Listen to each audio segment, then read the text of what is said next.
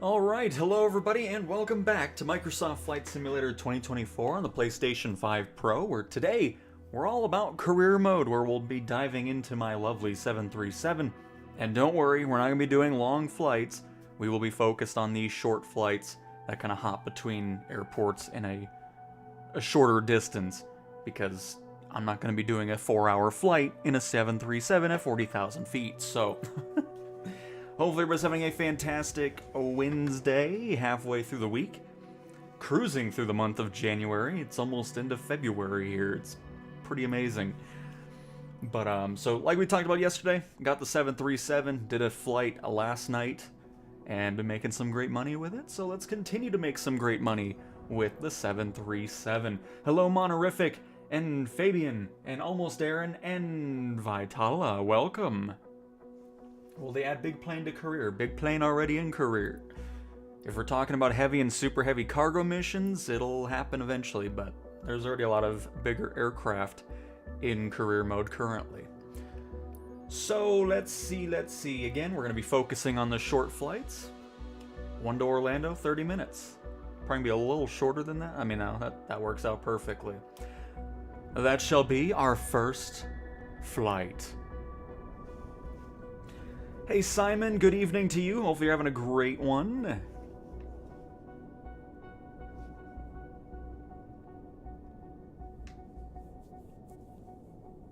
But yeah, I thought we would just focus on career mode today, since yesterday it was said to me that nobody's interested in career mode anymore, which is not true at all. So here we are to do some career mode on the channel. But again, most of my career content is pre-recorded, so that way we can do the longer missions without the boring cruise part, you know, that takes up 90% of a flight. So that way it can be edited down, you get all the exciting bits of the flight without all the just floating in the air at 40,000 feet for hours on end. So once heavy cargo and super heavy cargo make their way back into it, or not back into it, but into the sim. We'll be focused on that, doing the certifications for it. It'll be fantastic. So anyways, we're good on fuel, we're good on everything else, because I've only done one flight on this brand new 737, so don't have to worry about maintaining it for hopefully a while. That would be ideal. And Sabir, hello! Welcome.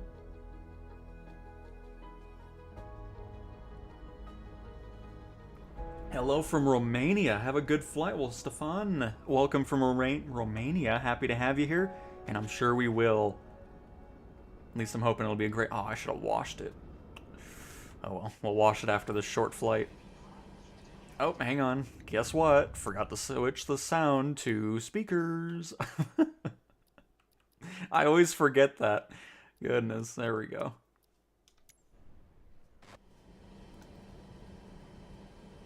Oh, I completely cut off the person that was talking to me. That's okay. They'll get over it. They shall get over it. Let's get everything set up here already. I always like just having it all... Captain, our cabin crew is ready for boarding. Awaiting your instructions. Board them on up? I don't know if... Is that actually going to get to us? That's pretty far away. I don't think the jetway is going to get to us, which is okay. If it doesn't, we'll get to 100%. Oh, it's going to try. The jetway is going to be connected. Sarasota ground. Boeing Charlie Alpha, Oscar 29er. Could you please... They should really put faces on the jetways. That way, you know, like googly eyes. I don't think it's going to make it to us, to be honest. Nope. Sarasota ground. Boeing Charlie You're a little Alpha, short. Oscar It's alright. The passengers can make the jump from here to the aircraft. It's all good. Boeing Charlie Alpha, Oscar 29er. The catering truck is on the road. Oh, here they come. No, it'll actually go through the steps. That's... Oh, no, there it goes. Look at that, 28% already. Perfect. IFR clearance to Orlando. Boeing Charlie Alpha, Oscar 29er is cleared to Orlando Airport. As filed, runway 14. Climb and maintain 8,000. Departure frequency is 132.35. Squawk 4211. Cleared to Orlando, as filed. Runway 14. Climb and maintain 8,000. If you can hear me, just jump from the jetway to the door. You will make it. It looks like a daunting jump, but Oscar 29er. let's see how many people made it already. Charlie Alpha Oscar 2 Oh, very nice. Good evening, sir, or afternoon. Welcome to the flight. Thanks for choosing Cowington Air, folks. Very much appreciate it. We are the airliner known for the parkouring passengers, so I'm glad everybody was able to make the jump from the jetway into the 737, which, by the way, is only on its second flight here, so hopefully you all enjoy the new aircraft. And we look forward to having you parkour off the aircraft when we reach our destination of Orlando here in about 30 minutes. So thank you guys so much for picking us, and let's have a nice flight.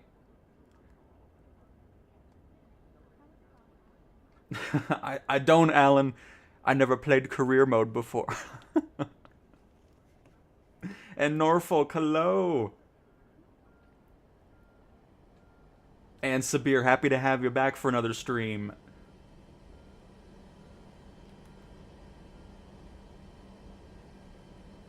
All luggage on board, Captain.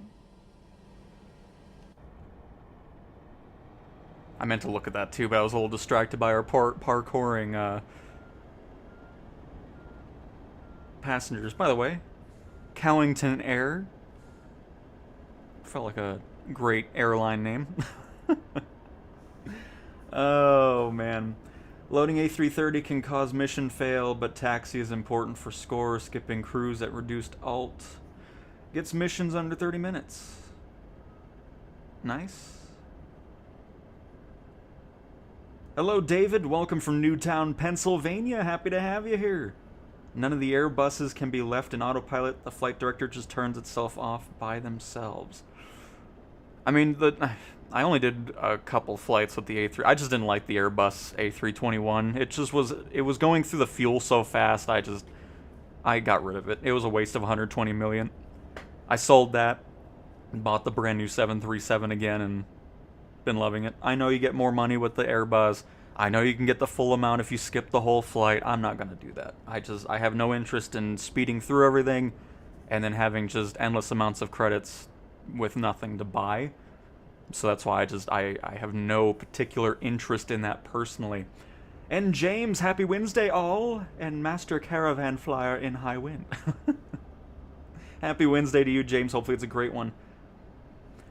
Microsoft Flight Simulator is both single player and multiplayer, so if you want to fly with friends or 60 other people and fly together, you can absolutely do that in free flight. Career mode is single player, where you'll only see AI air traffic. Old Man Gaming, yeah, there's quite a snowstorm going on in quite a few places for sure. Oh.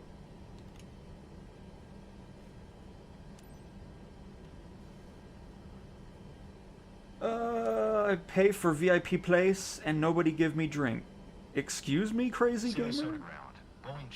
Are you talking about my airline? You don't get any free drink. So there. Charlie Alpha Oscar 29er.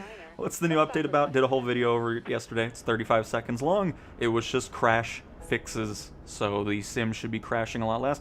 I don't know where it was crashing. I don't know if it was on the base PS5 or whatever, but I never experienced any of those crashes that were fixed, so I'm assuming it was more for the base PS5s.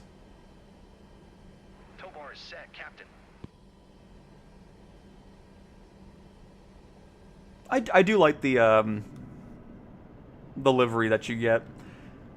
I'm still hoping, Sim Update 5, Asobo, please, let us pick some liveries, because I'd love to have multiple of the same aircraft, but have different liveries, or make it to where I could pick a certain livery I want for my airline fleet to make it all look uniform. And, you know, it's just stuff like that. I mean, obviously that would happen now, but you get what I'm talking about. Like, I want Aero Mexico liveries. I want Air New Zealand liveries. I want the Alaska Airlines stuff.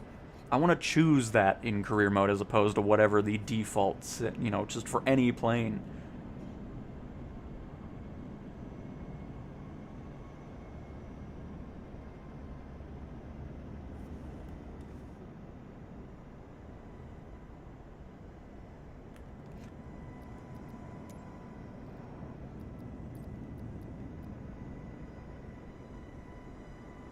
Okay, that's good. I think you're just gonna push me in the trees here. Sarasota ground. Boeing Charlie Alpha Oscar 29er requesting the end of pushback. Pushback complete, Captain. For 29er, request to end pushback received. You always gotta be a little cautious with the pushback. Sometimes they'll just push you back endlessly. So just keep that in mind. I'm not gonna take the risk and get very super close to those trees.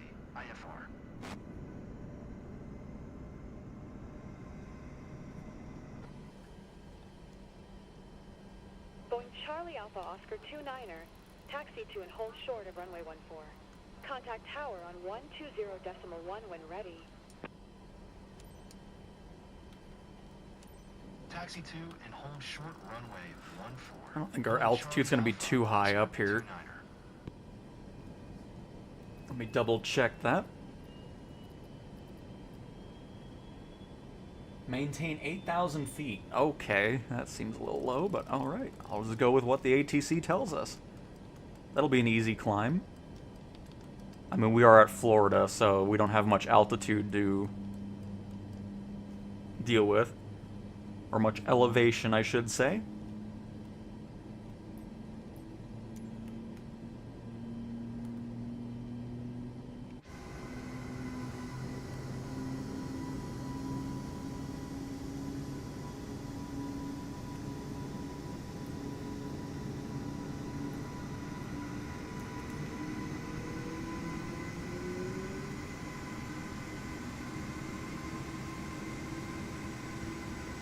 And yep, Severe, that update came out yesterday. My airline is called Brown Pants Air. Oh, very nice, Simon. That sounds fantastic.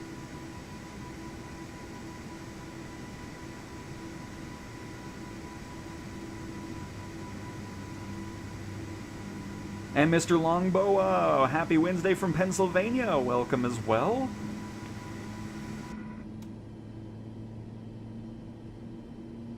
And Hurley, the start of career really doesn't matter where you start, because you're not going to really come back to the airport too often.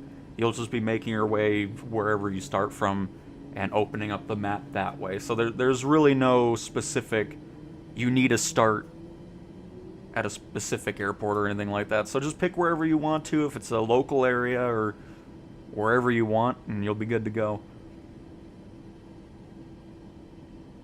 Do the steers, cows do pushback? Maybe. Alright, this thing's all booted on up. Am I going left? I'm going right. Oh, I did not mean to hit those buttons. Excuse me, co-pilot.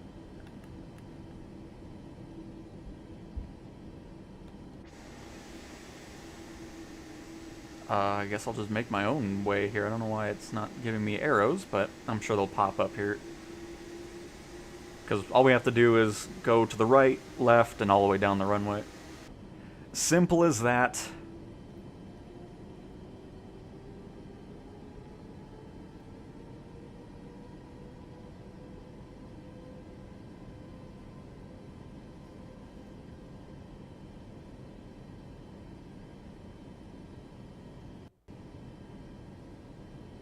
And Toby, hello. Goodness gracious, I don't know why I'm losing my voice already. Cowtown, what's up? I watch and love all your videos, thank you. Well, I appreciate that, Legendary. Glad you enjoy the content and happy to have you here in a live stream.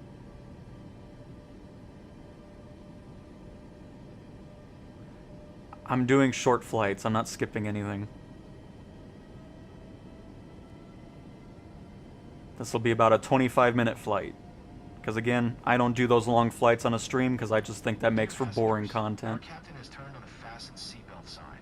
Please stow your hand luggage underneath the seat in front of you or in an overhead compartment. Make sure your seat back and folding trays are in full upright position. If you're seated near an emergency exit, carefully read the special instructions card located by your seat. A reminder that this is non-smoking flight, including the lavatories. If you have any questions, feel free to ask one of our attendants. Hey, Top Ramen from North Carolina. My skydive company is called Splat Airway. Oh, very nice. Lovely names. Passengers, here are the safety procedures. There are identified emergency exits on this aircraft. Take a minute to locate the exit closest to you, including behind you. Count the number of rows to this exit. Should the cabin experience a sudden loss of pressure, oxygen masks will drop down from above your seat. Place the mask over your mouth and nose like this. Pull the strap to tighten it. If you're traveling with children, make sure your own mask is on before helping your children. In the unlikely event of an emergency, leave your carry-on items behind. Life rafts are located below your seats. Emergency lighting will lead you to your closest. I thought I figured this out side. again. Now, make sure that all hand luggage is stowed away safely. Ah, there we go. It's Take L1X. a moment to review the safety data card in your seat pocket.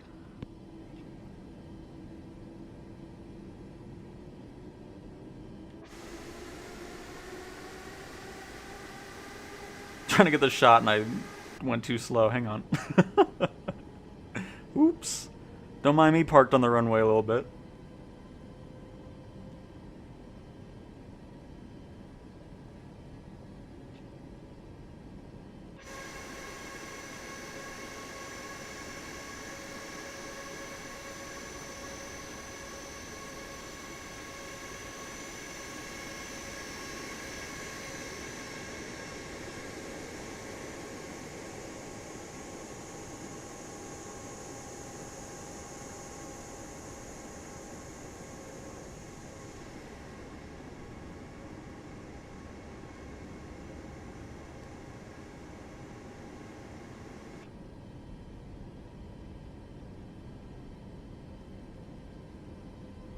Slow it down just a little bit here.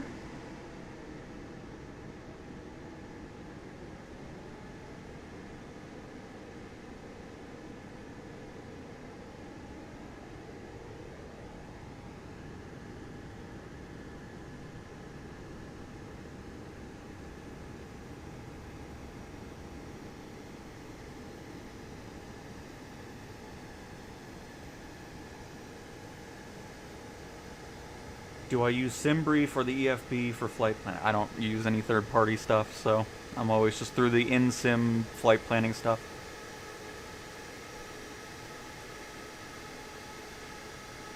Search and rescue company's called. I'm over here. Nice, Simon.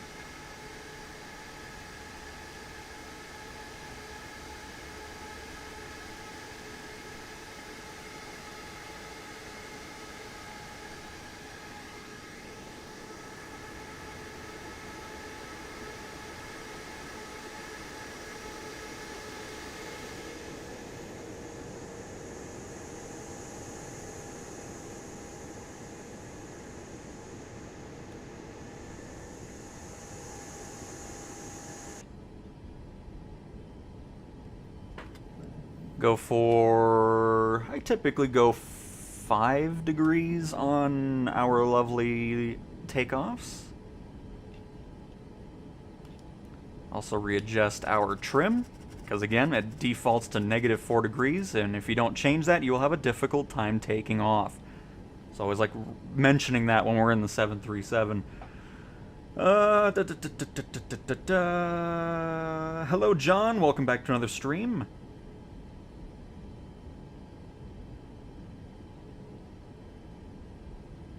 Yep, we'll see Monorific.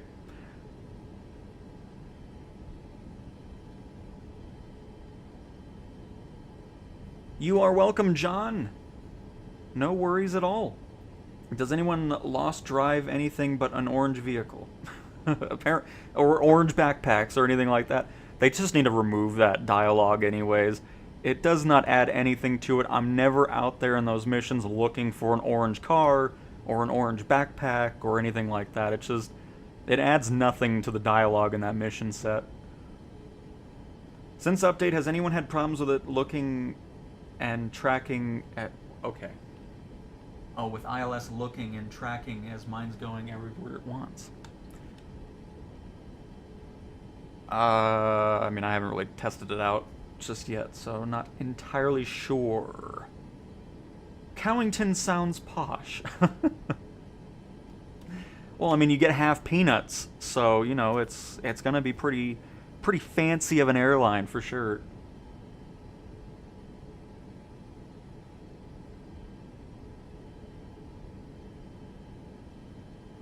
The NAMC YS11 has been added to the free flight list? did you buy it? Because it's a thing you buy in the marketplace.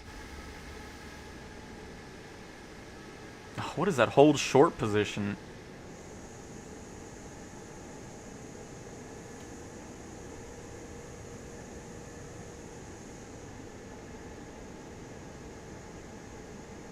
No wonder there was no taxi ribbon. We're probably gonna get penalized for that, we'll see. Well, I'm gonna let the Southwest Airlines come in and land, because I'm not gonna go out and have that fly on by. If you could please show how to complete a skydiving mission on career mode, that's only if you can. I mean, I can do that after this flight. Because I'll just skip through everything just to kind of show what I was talking about yesterday with your approach to getting back to the airport after the jumpers jump. So I can show that. Hey FMJ, welcome.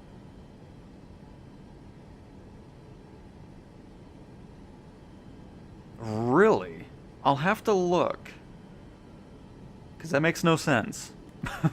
But we'll have to take a look at it.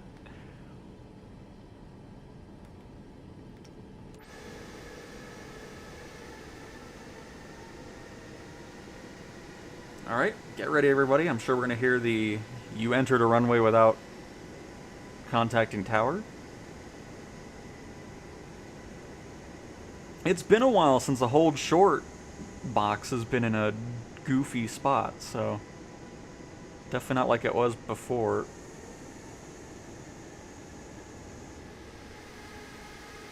And now it's over. What in the world? Oh, just take the penalty. I don't even care.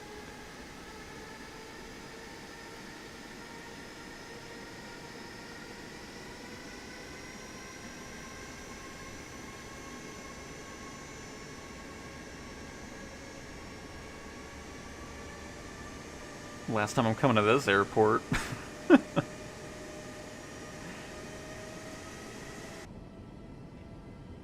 This is your pilot speaking. Some shenanigans are going on at the airport. Control tower is, you know, playing a little prank on us. So your flight to Orlando will be a little bit delayed because of it. So hopefully you enjoyed this joke as much as I did, because this is nonsense. So hang on. If it moves again, I'm just going to take off. I don't care. Unbelievable. Asobo, this airport has some nonsense with it. This is actually the scenic tour package of our flight program. So instead of taking off right away, we do taxi around the entire circumference of the airport, letting you sightsee, see the edges of the airport all the way around. Because, you know, most of the time you don't see the entire airport when you leave. You know, you taxi for a little bit, you take off, and that's it. And then you look out the window, it's like, man, you know what? I would have loved to taxi around the entire... Like, think of O'Hare or Heathrow. Like, imagine taxiing all the way around there and adding to the flight time. I think a lot of people would enjoy that. So, I think they're just doing a pilot program here at this airport, seeing what people think. Is everybody enjoying the sightseeing taxi route? You all look absolutely thrilled by it. Fantastic. So, I don't know about you guys, but I feel like the program is a huge success as of right now. So, it's a great start. But alright, is everybody ready to take off? Oh, man.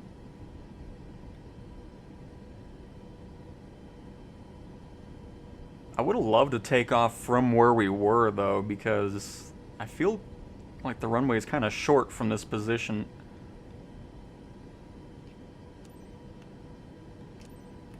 Sarasota Tower, Boeing Charlie Alpha, Oscar 29er ready for departure. Runway 14. I'm going to go a little bit more on the flaps here. I don't want that extra lift. Boeing Charlie Alpha Oscar 29er, altimeter 3036. Cleared for takeoff, runway 14. Going to have a pretty hefty crosswind, too. Clear for takeoff, runway 14. Boeing Charlie Alpha, Oscar 29er. Dear passengers, prepare for takeoff. Please ensure your seat belt is fastened tightly. Your seat is in the upright position and your tray table is securely stored. Thank you. And no community flight today because apparently I do not play career mode, so...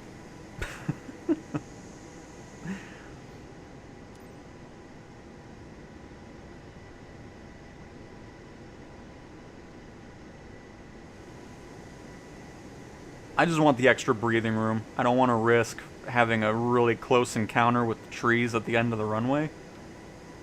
So anytime I feel like the runway is a little too short, I mean, I'm sure we would have been fine, but when you get to these points where you spend so much credits on an aircraft, I want to make sure it's going to be a successful takeoff.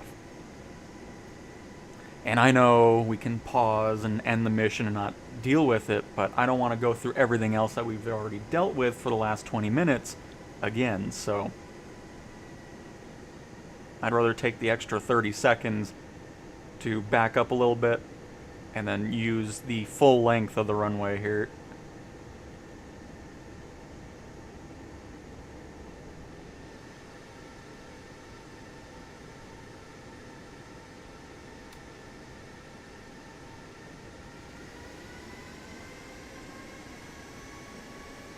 I saw a comment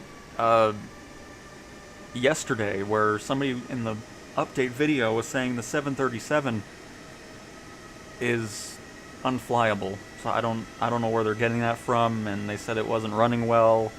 I don't get that experience at all.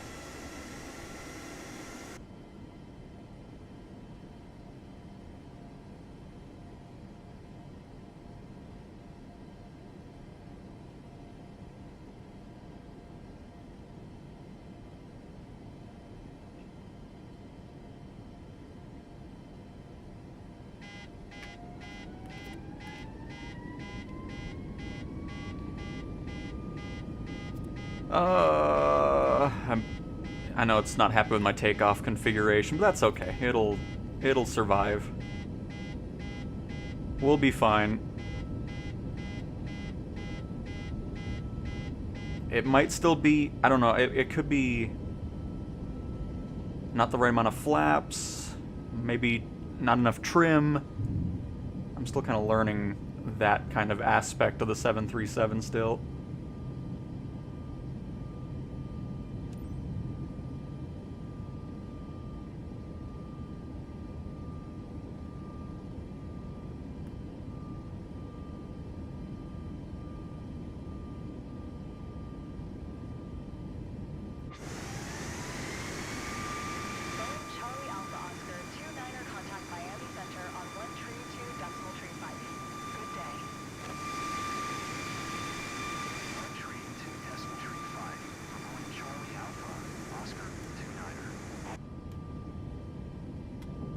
Center, Boeing Charlie Alpha Oscar 29er is at 500 climbing 8,000. Boeing Charlie Alpha Oscar 29er, Miami Center, altimeter tree 0 tree 6, radar contact, continue to Oscar, Mike November India.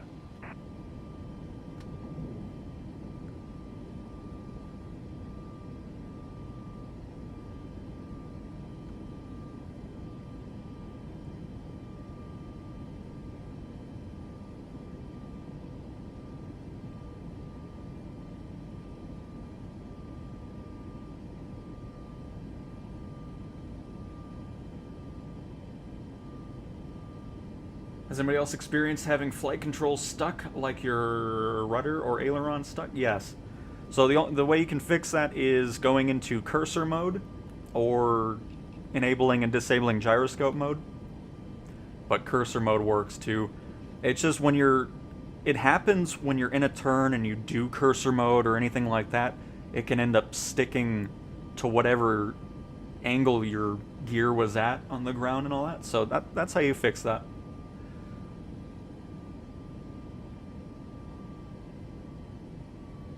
I'm doing great, John. And yes, this is the one I've purchased in career mode. Yep.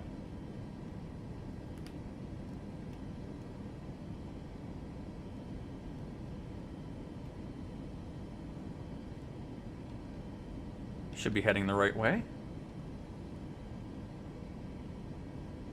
Oh, there's like no flight plan except for the end there. That's funny. But yeah, we're heading the right way. Alright, so let's put our heading to where we're looking at. I'll probably go a little bit to the right, give us a little bit of time to get things situated. Auto throttle. Autopilot engaged, please.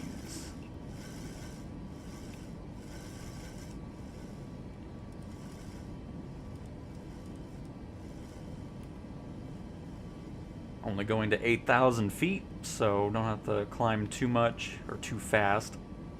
We'll do 1,500 feet. And there we go, we're up in the air.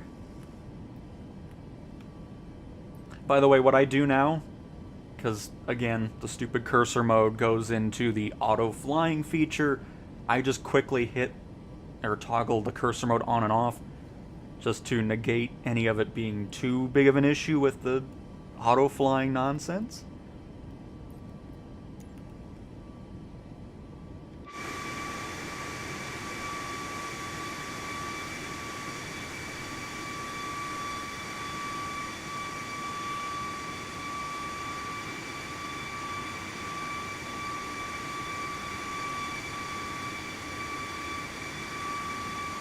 Has the peanuts been handed out yet? No, that will be handed out in about...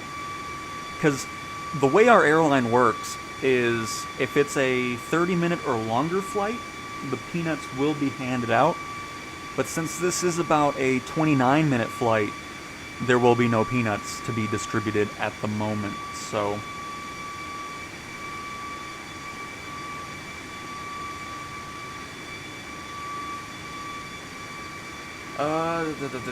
even if I have an allergy. There are no allergies on Cowington Air. It's fantastic. Yeah, Sush, this whole stream is career mode. Just a heads up, Cowtown, we don't need Plus Premium on PlayStation to play 24, just Wi-Fi.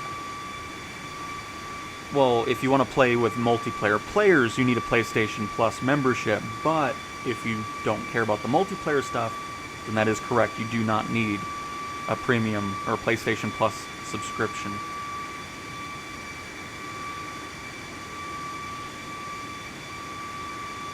Good day, Cowtown. Where are we leaving from? Oh, it's just a short flight from, I think, Sarasota, Florida, going to Orlando, Florida. Of which, let me move this heading over to the right a little bit more. Oh, I'm not even on the heading yet. Hang on. It would help if I turn that on.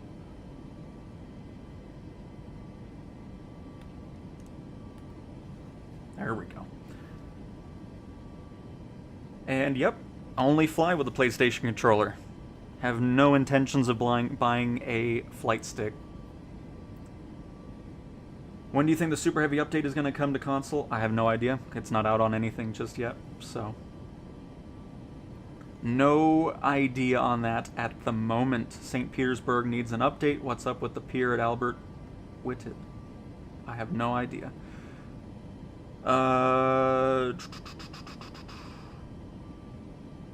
No, it's not the gust lock. There's a thing where if you're in a turn and you do something with cursor mode or something, you'll have to reset the cursor mode. It'll just stay locked in that position you were at when you entered it or anything like that, so.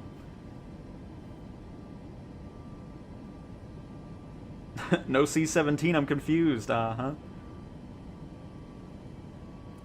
And Diecast, hello my friend, getting better on the Cessna 175, thank you. Oh, that's awesome, Diecast! 400 above your assigned altitude.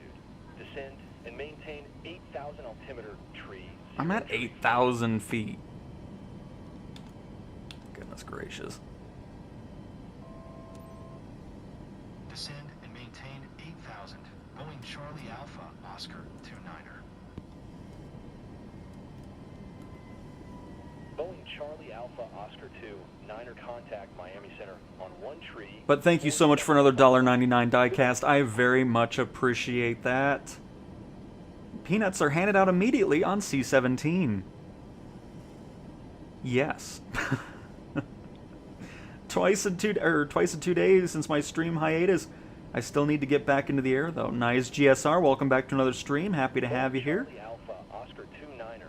Acknowledge last transmission. Oh, I'm busy talking to chat. Good morning, dear passengers. This is your captain. Oh, now I'm talking to my passengers, so you're out of luck. Welcome aboard Flight CO29. Currently saving money for an airliner. This video is going to be super helpful. Nice, Sash. It's been great getting to this point, for sure. Did you hear my last transmission? I did hear your I'm talking to my passengers, Tower. Can you calm down for 2 seconds? Thank you. Relax and enjoy the rest of the flight. Thank you. Oh my goodness gracious. Going to 1 tree, 4.55. Boeing Charlie Alpha, Oscar 29er. Captain, we're ready to serve lunch. Well, lunch? We don't have lunch. This is a 29-minute flight. Don't talk to me. There is nobody's getting any meals back there. God dang it. I'm busy doing everything else. Everybody's talking to me at the same time. Captain, we're ready to serve lunch. I heard you the first. Oh my God! Here, just serve the meals. Serve them. Get the peanuts out. The cabin staff will shortly be serving a nice meal with Caesar salad and breadsticks. With the compliments of Suncoast. Everybody back there is fired after this flight.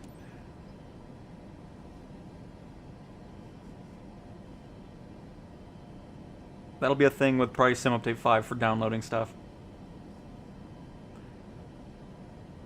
Hi Tim, hope you are well. Not been flying for a while, been too busy in the real life working. It's a pants. Absolutely, Russell. Hopefully you'll be able to get back into the sim soon.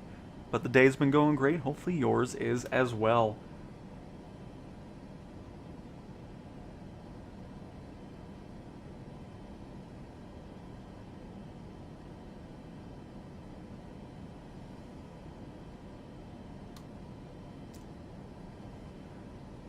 It should let you click on the mission list to choose which communications you make first.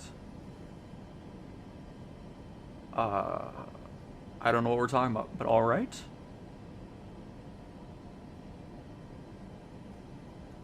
I don't know. But hello Marvel, welcome. I don't know what that is, Simon, but I'm gonna go ahead and not serve that on the flight.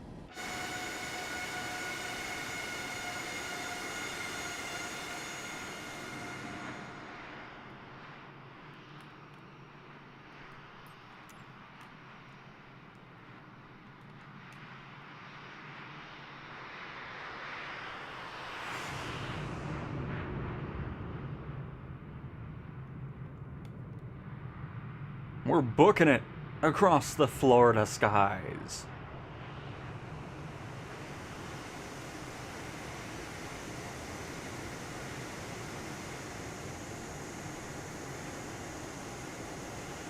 Oops, that's not what I hit.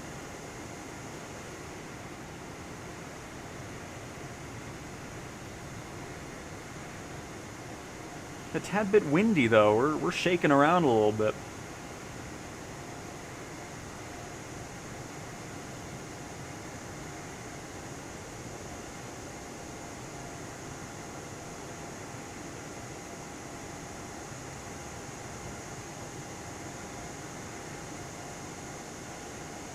Oh, I mean, in shorter flights, it's more of an issue than it is on longer flights, because it's typically halfway through the flight when the meal service option comes up.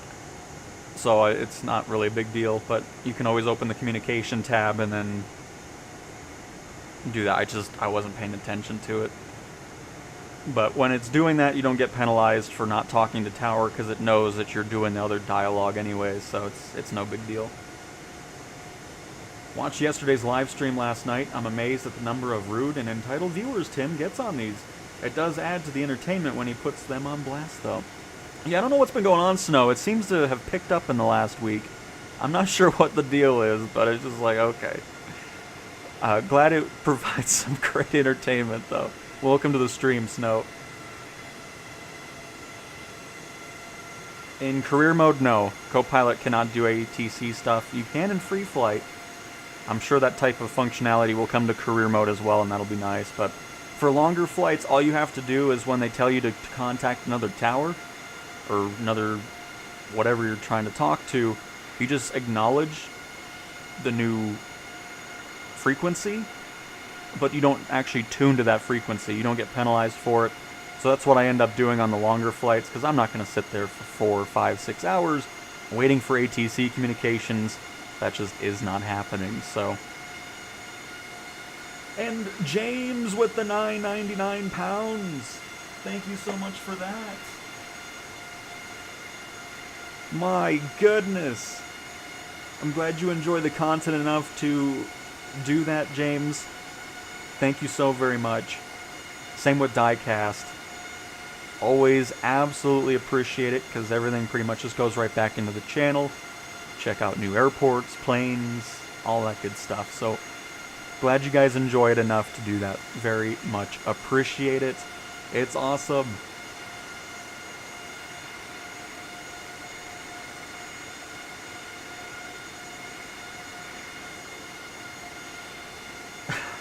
Exactly, Top. They better get through that half peanut quick, or else they're going to be fined for having their table tray down when we're going back down.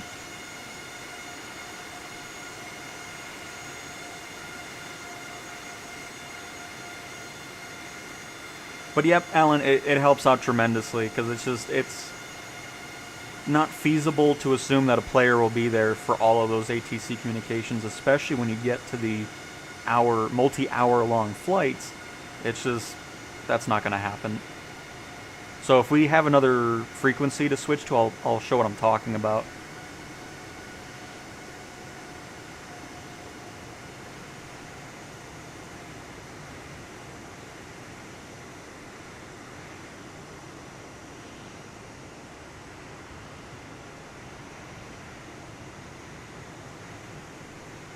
So what I end up doing is, once I'm close to the destination, then all I do is I open up the communication tab, and then it'll show here saying like contact whatever, because that stays updated. So whatever you're not contacting, it'll switch to what you're needed to talk to next.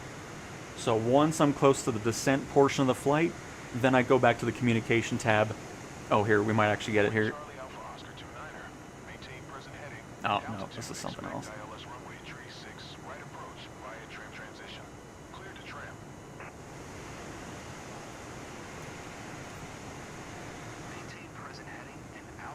But regardless, I'll open up the communication window when I'm close to the destination, and then I'll start talking to ATC again and going through those steps, because then I know I'm there for the remainder of the flight, is how I manage that. Hopefully that makes sense. I can show it again when I'm in another flight, because we're not going to really contact any other things at the moment.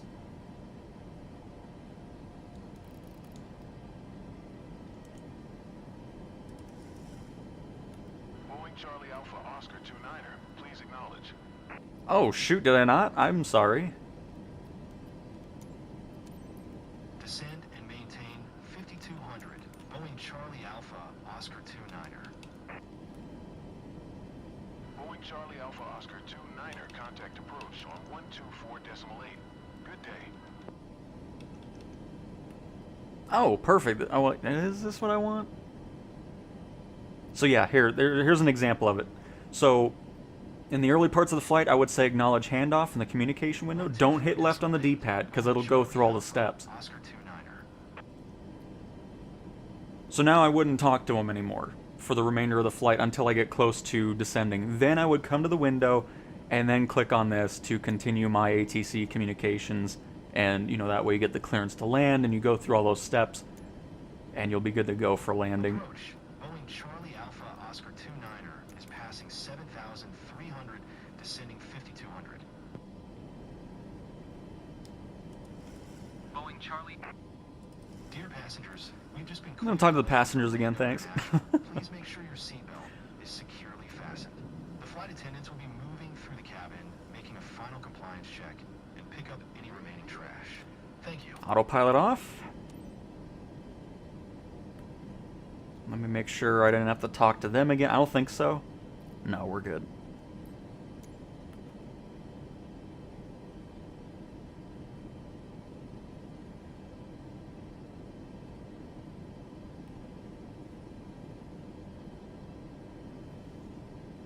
Marketplace with third-party content will be in the spring. You earned it. Very welcome. Thank you. Oh, I appreciate it, James. Very much appreciate it. And Herminator, welcome. On the next flight, can you show you set up autopilot to follow flight plan? Yeah, we'll probably pick a bit of a longer one, because the short ones don't really give you a full... I mean, I could just delete the vectors and show it, but, well, we'll show it. Because, I mean, we pretty much did that here, we just didn't have a flight plan to follow since it's such a short flight. But can definitely do it next. Just discovered my pilot tray and footrests. Nice, Top Ramen.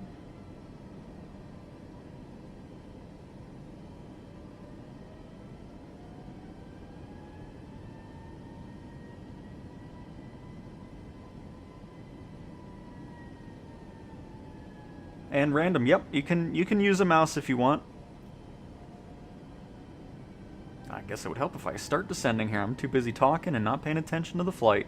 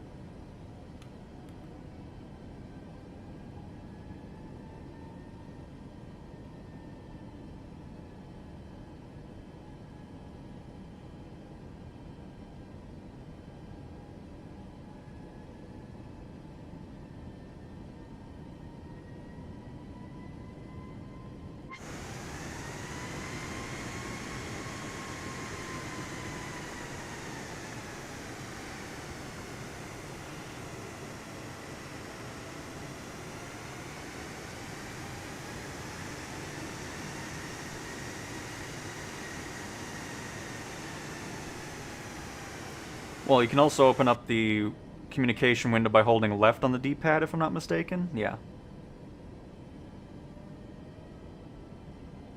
So if you don't want to do R1 and then go up here, you can just hold left on the D-pad and it'll open up the communication window for you.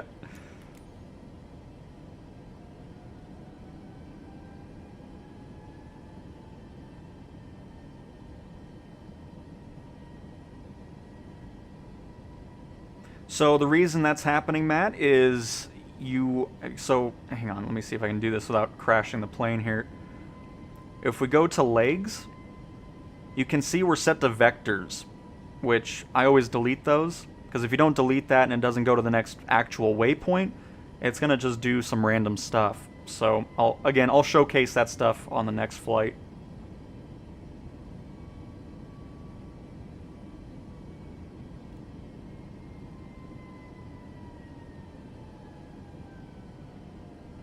Oh, by the way, don't need auto throttle.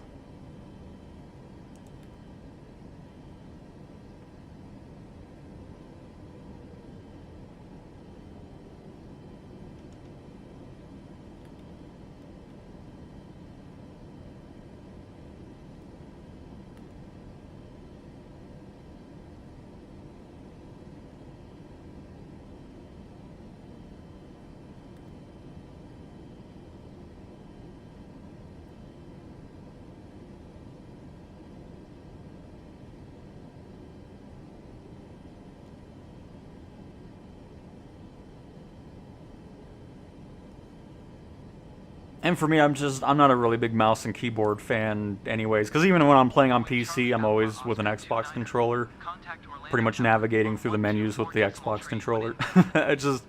I've never really been too much of a fan of it. But the option is absolutely there for those that do want to use those two things.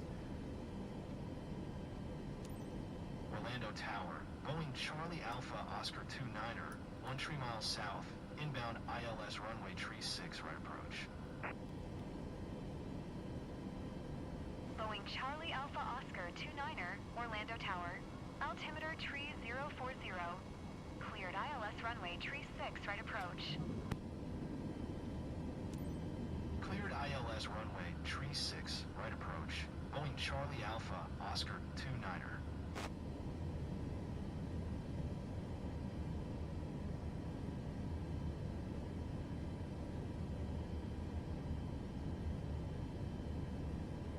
I'm gonna level out here because we're gonna be a little too low if I keep descending the way we are. Because you can see we have our glide slope indicator right here, the pink diamond.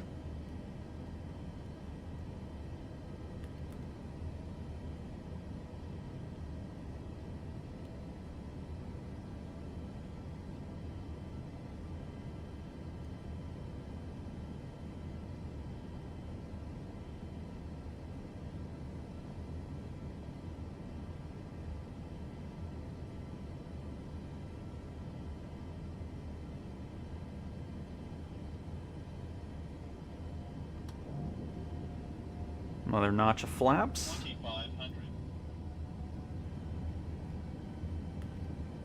Try to do this without causing chaos here.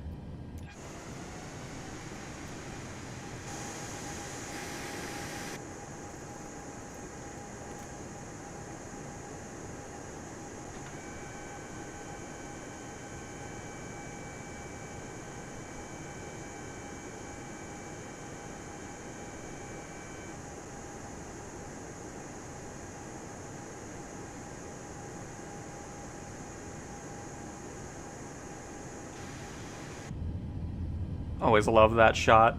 Every plane needs a belly cam to see the gears. That's all I know.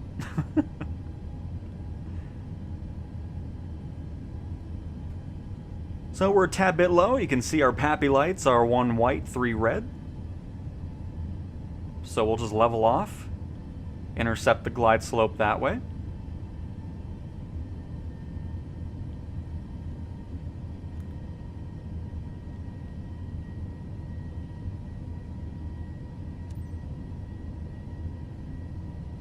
Should be getting our landing clearance here in the next few seconds.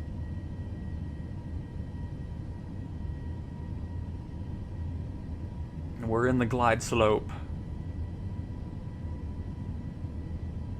Boeing Charlie Alpha Oscar 29er, wind 0, tree 7 and 8. Clear to land runway, tree 6 right. Clear to land, thank you. Cleared to land runway, tree 6 right. Boeing Charlie Alpha, Oscar 29er. And you can see we've got a bit of a crosswind. We're crabbed to the right.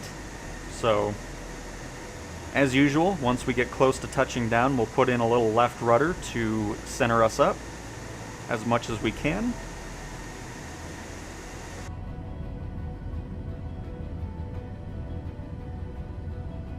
Yes, it does automatically show up on approach to the airport. Is that the Dreamliner? Nope, 737.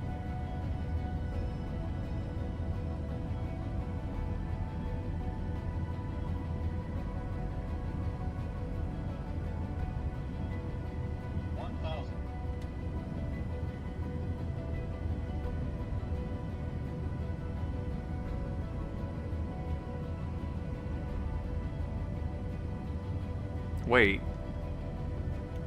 Oh, shoot, I'm on the wrong runway this whole time. I'm sitting here talking about it the whole time. Last second diversion. Because I'm looking at them like, I thought they said 36 right. Why am I on the left runway?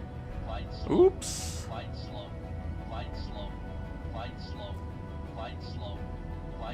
That's another thing about streaming and doing career missions is you don't pay too much attention to it because you're too busy talking, so... It's alright, glad I remembered that or look at that a little bit early. See, nothing happened. Little slide to the right.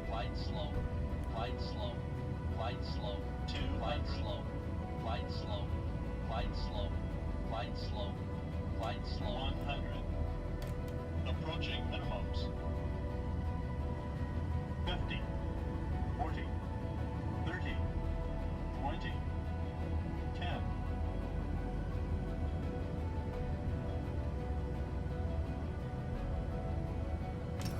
Oh, what a landing. Beautiful. Why is there a United Airlines flight on my runway? Excuse me. Do you mind? I just realized I have my brakes at the rejected takeoff still. Oh well, now they're gonna really brake good for us. Yeah, nice job, United. Excellent work. Getting in my way. Can you believe this, co-pilot? Ridiculous. Acting like they own the runway here. But yeah, need to remember to not have that on rejected takeoff. Overheating my brakes like nobody's business.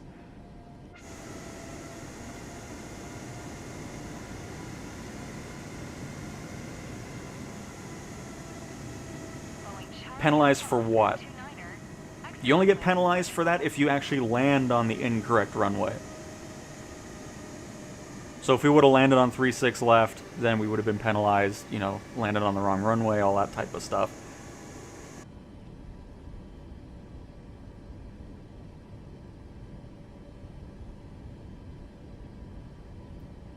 Yeah, it'll be interesting to see how it all works in VR for sure. I honestly wish I had this much control without the HUD one day. You'll get there, no doubt about it. Boeing Charlie Alpha Oscar 29er, exit runway when able.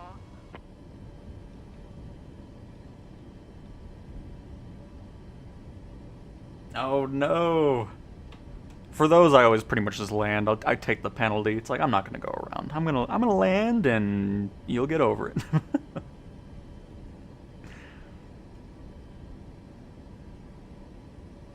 Boeing Charlie Alpha Oscar 29er. 122.85. Boeing Charlie Alpha Oscar 29er. United 229er, turn next taxiway.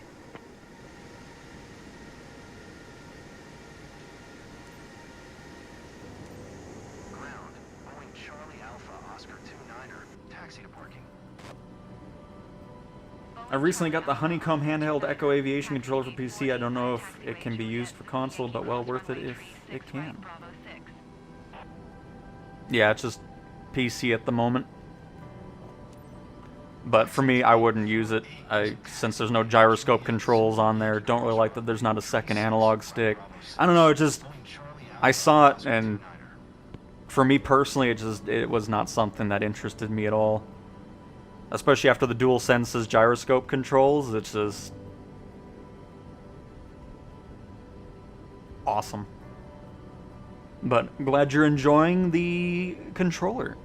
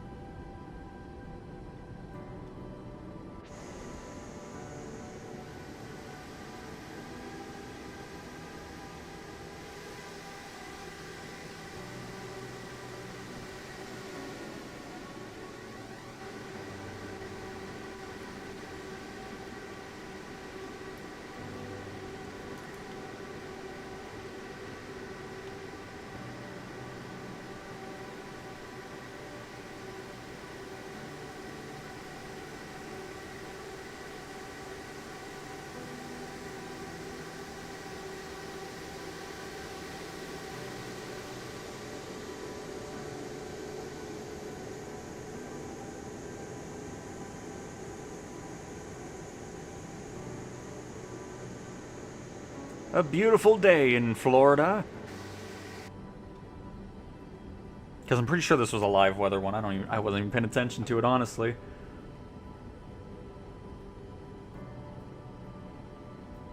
How do you create a flight plan? I have a whole video going over that. But I can just do a quick one for you.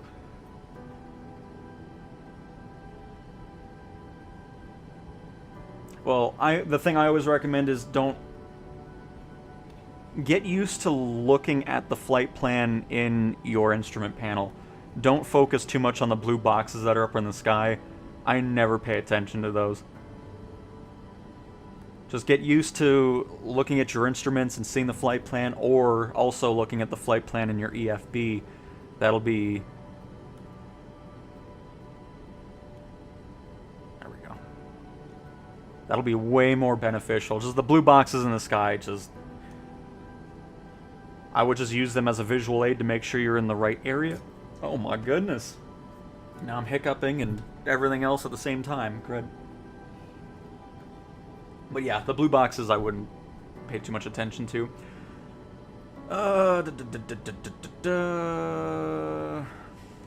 Had to go around. Oh, I look forward to seeing what controls come out for PS5. I'm sure there'll be pretty much. I'm sure there'll be a great selection, honestly. So that way, if you're looking for something more in depth with peripherals, you'll probably have a lot more to choose from throughout this year.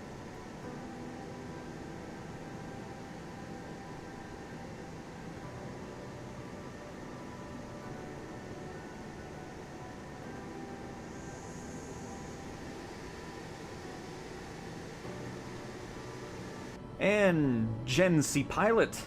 Hi, I have a question. When do you think the new airline liveries will spring of 2026? That'll be a bit of a changed marketplace releasing with Sim Update 5, so that's why there's nothing on the third-party side for PlayStation. Saw 787 up in Seattle at the Museum of Flight. Amazing aviation museum. Highly recommend. I've been there. I've been there, and I've been to the Boeing plant. Both awesome, awesome experiences. Love it. I need to get back there again, because it's been 11 years. It's been a little bit. But yeah, I love the museum up there.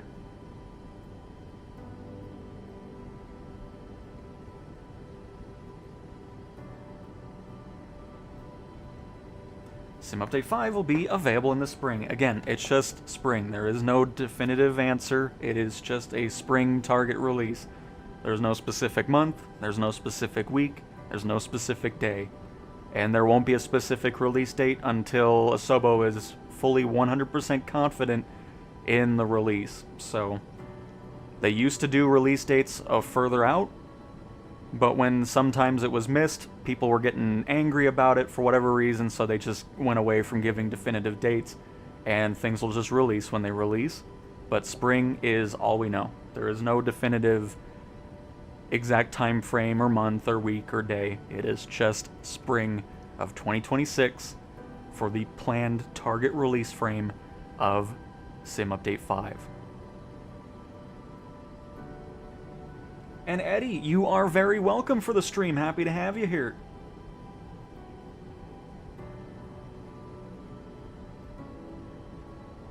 And I see you're enjoying the stream in the background while I study for my flight instructor written exam. Ooh, that's awesome, Eddie.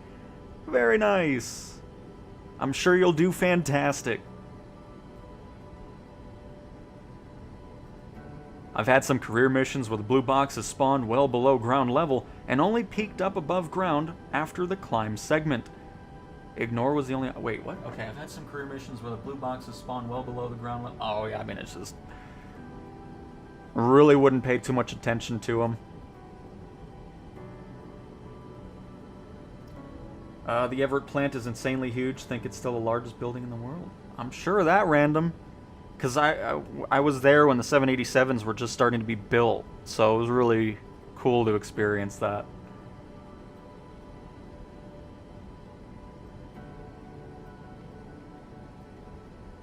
No, 737's dome light still does not turn off. This stupid dome light.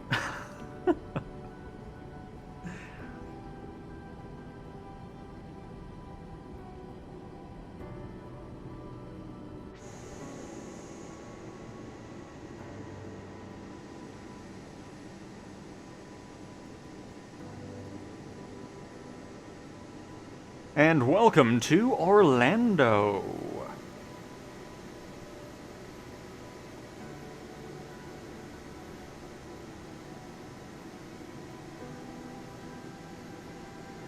See, I just think this is so much more entertaining to watch. These short flights,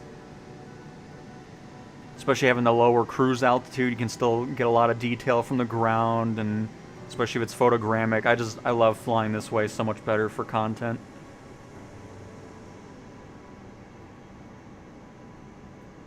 Nothing about flying at 40,000 feet for hours is the least bit entertaining to me.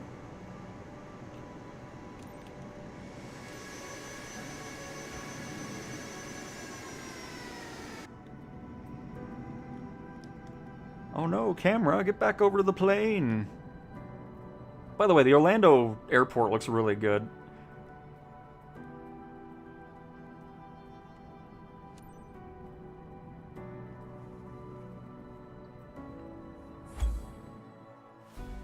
I mean, I've never been there personally, but I don't know, it's just, I like the look of it. As a default handcrafted airport. You mentioned Asobo are going to be updating ATC in the future. Will that be on SU5? We don't really know what's going to be specifically in SU5 just yet. I mean, there's a couple things we know, but I would assume we might start seeing that here with Sim Update 5. It really all just depends on how much work between, again, I believe it was Beyond ATC that they're working with. So it could be Sim Update 5, it could also be Sim Update 6, or a mix of both.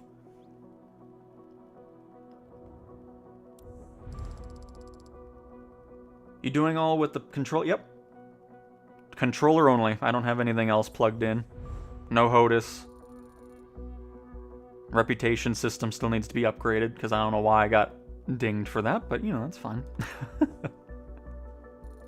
That's why I don't really pay too much attention to it. I do like to stay at the S rating, but, yeah. Okay, so before we do anything else, I'll just show you a quick flight plan really quick. So, like, let's say you wanted to take off from Harry Reid International Airport in Las Vegas. You can set that as a departure, go to Sedona, Arizona, set that as an arrival, and boom, you got a flight plan, basic as that. Or if you wanted to go a little bit more specific, you can always clear this on out here. We can open up the EFB and then go from here and then click on the route page, click Add Departure Airport. Say we want to take off from K-Den in Denver, and we want to head over to K-Tex and fly to Telluride. You'd scroll down here, type in over here, type a little K-Tex up in the departure window there, and click X again. You have a quick flight plan. You also can make it to where, hang on, I have some other airport in here. Hold up. Let me reset this. It's still going to Harry Reid. So, hang on. Let me do this again. We got K-Den. Got a little K-Tex. Perfect. Let's say you wanted to go over the Rocky Mountain National Park. You go over here, find a waypoint of Coors, C-O-O-R-Z. You click Add Waypoint over here. C-O-O-R-Z, or Charlie Oscar Oscar Romeo Zulu. You'd put that in, click Add, and you now have a little turn that goes over the Rocky Mountains, hitting most of the Rocky Mountain peaks in Colorado, and you make your way over to Telluride. If you wanted to go a little bit further out and make a longer approach, you could always pop over to, let's say, Dayuk.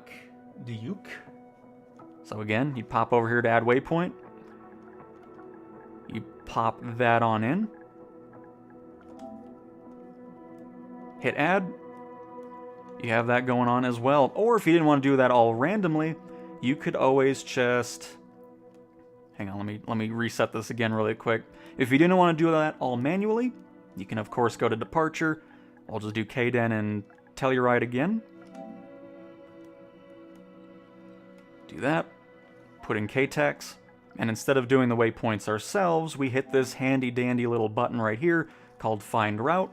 And what it'll end up doing is it will take care of everything from your flight plan to the departure and to the arrival. It'll set that all up for you, and you'll be good to go in a matter of seconds. So those are just a few quick ways of creating a flight plan using the InSim EFB. The other thing we wanted to check out is what you do with the skydiving missions, which I have that unlocked, I think. I'm just going to do it really quick. I'll skip pretty much everything and get to the point where the skydivers jump out, and I'll show you how you go back into the airport you took off from. Oh, right, and the WIMAC thing.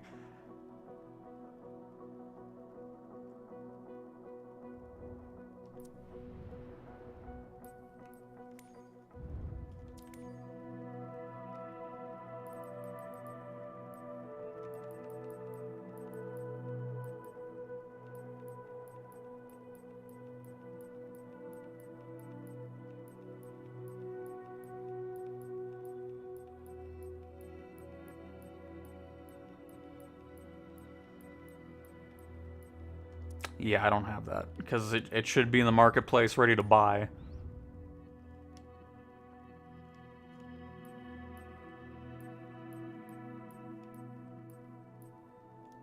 Yep.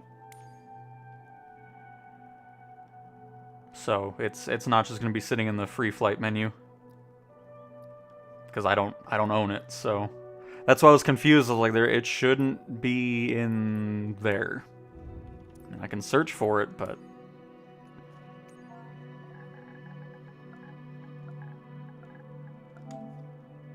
nope.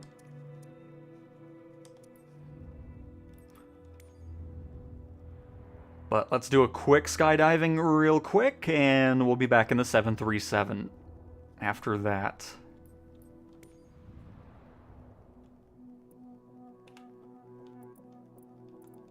Yep, skydiving, perfect. Oh, no, not first flight. Come on. Get down here. Where'd you go? There you are. So yeah, we'll just do this real quick.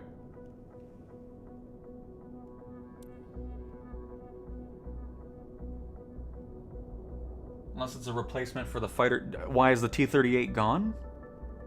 Because I'm confused. I have no idea. I didn't hear about anything regarding removing any planes or adding stuff. I do not know.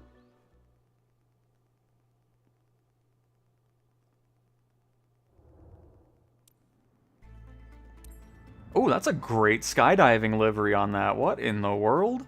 That Cessna looks fantastic.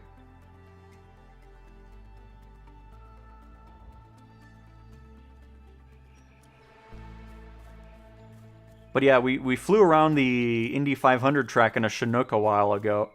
It's pretty good. That looks great. What in the world? By the way, I love this jungle we're just sitting in here. But anyways, we're going to just skip to takeoff again. I'm just going to get through this as quickly as possible. We're not going to be doing the full flight. Hey guys, let me introduce you to our captain today. A damn good pilot. Yeah, you bet I am. All right, let's make this a jump to remember. I want to see smiles on those rock star faces when we're back here.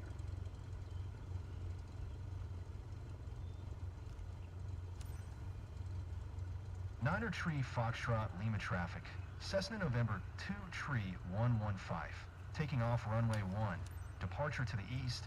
Niner Tree Foxtrot Lima.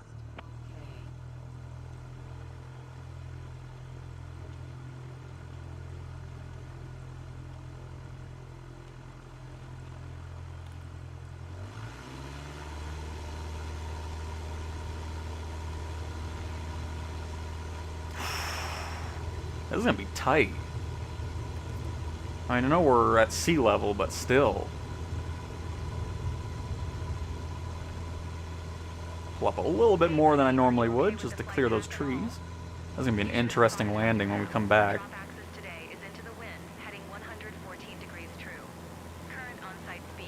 Not too bad actually. It's pretty long of a runway there.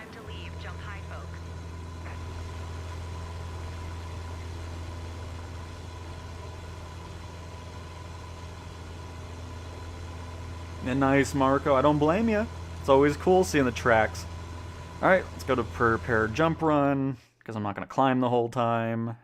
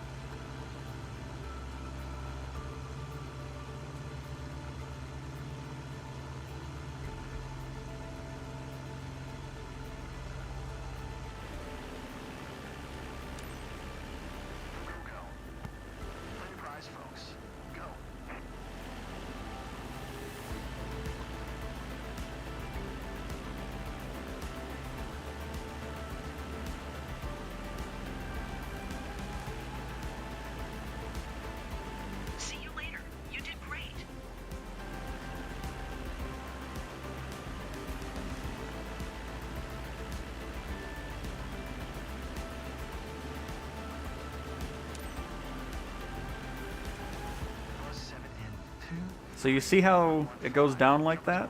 Great job. Can't wait to get the guys' feedback. This one's a bit different, but we're not going to be doing that. What we're going to do is we're going to cut the engine to idle. Smash the club's fastest landing record. We're going to pretty much just dive the plane down a little bit, have some fun with the return, because we're not doing this typical descent. So what we're going to pay attention to is our speed tape. And we'll keep the nose down for as, you know, at a decent pitch down without overspeeding the aircraft.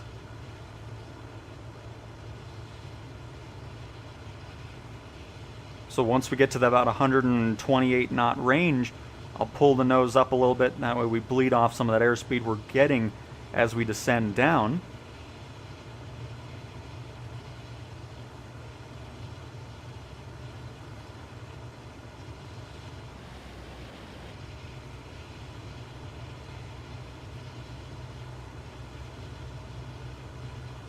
I mean, we could probably go into the yellow a little bit, but I'd rather be on the safe side as opposed to overstressing the aircraft.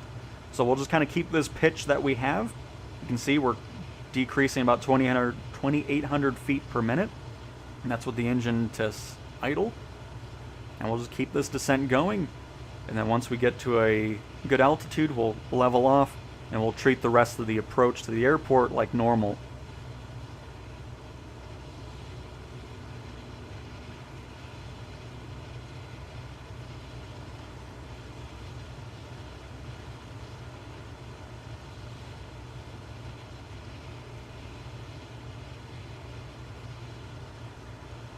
Because if you go back to the airport after a skydiving mission like you normally would with any other mission type, that's when you get the pretty low time score.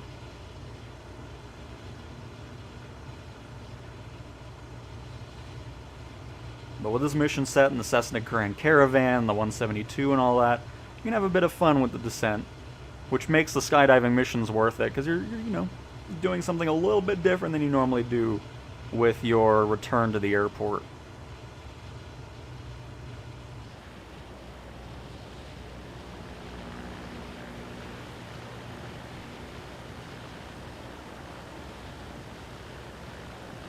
I mean, the A330's in career mode. I haven't purchased it personally yet. I'm not really worried about having it for passenger transport.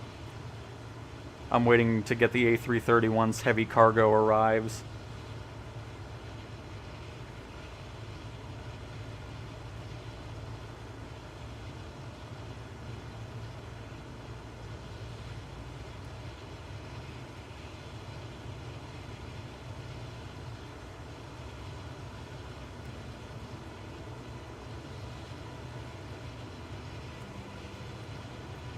And like I said, now we're going to just treat this as a normal approach to the airport again. So we'll just bleed off that airspeed. I'm not going to move the engines for a little bit.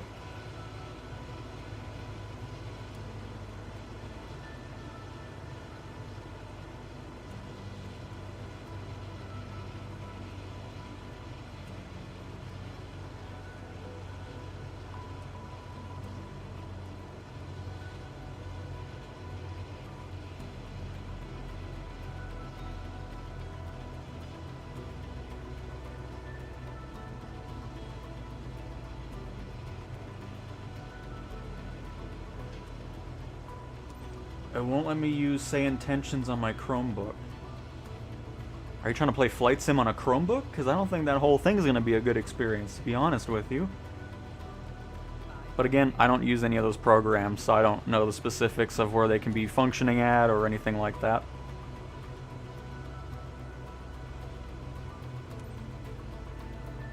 Niner Tree Foxtrot Lima traffic. Cessna November 2 Tree 115 is on final. Runway 1 to land. Niner Tree Foxtrot Lima.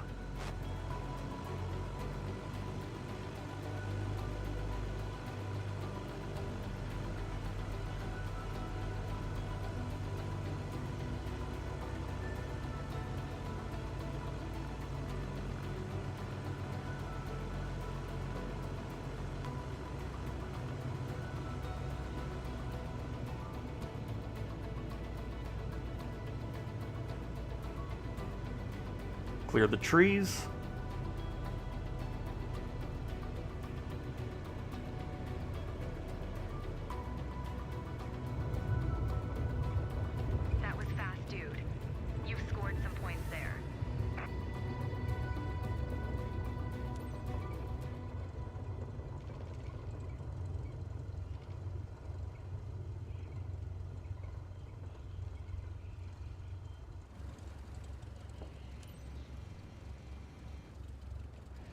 And there we go. Was a piece of cake today. When you want to go over the details, come by the base. Done.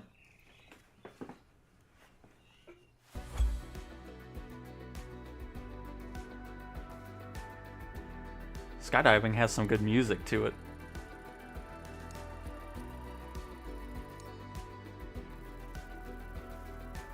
Then you can see our descent time's 97%, and you're good to go. A little S-rated mission.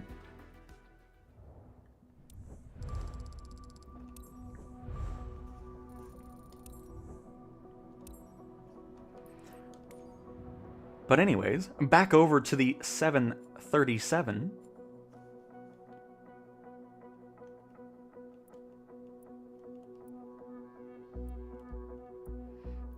Let's see what we got up in Orlando here. We'll probably go for an hour-long flight.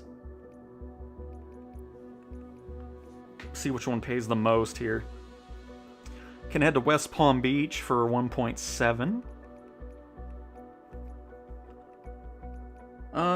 Let's do...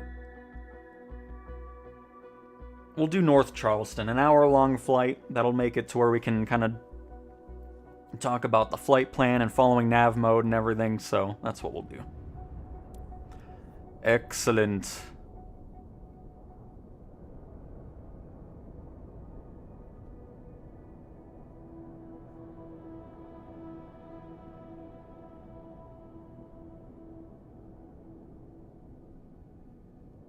And you're welcome, Sabir. You are welcome.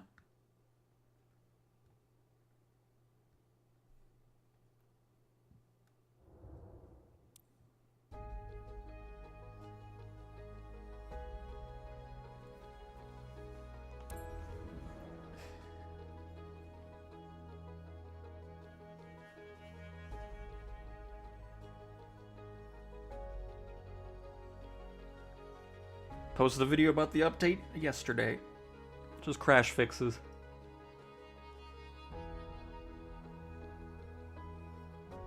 Fun if they added sky. I mean, it probably isn't too far away from happening. You know, there's a whole physics engine now to the hot air balloons and stuff, so they could absolutely do something with parachuting. That would be cool. You know, be the skydiver and see the world as you're parachuting in. That would be really, really awesome for sure. I forgot to wash the plane again. Good morning, Unbelievable. Captain. First time working together. I'm Miriam, your first officer.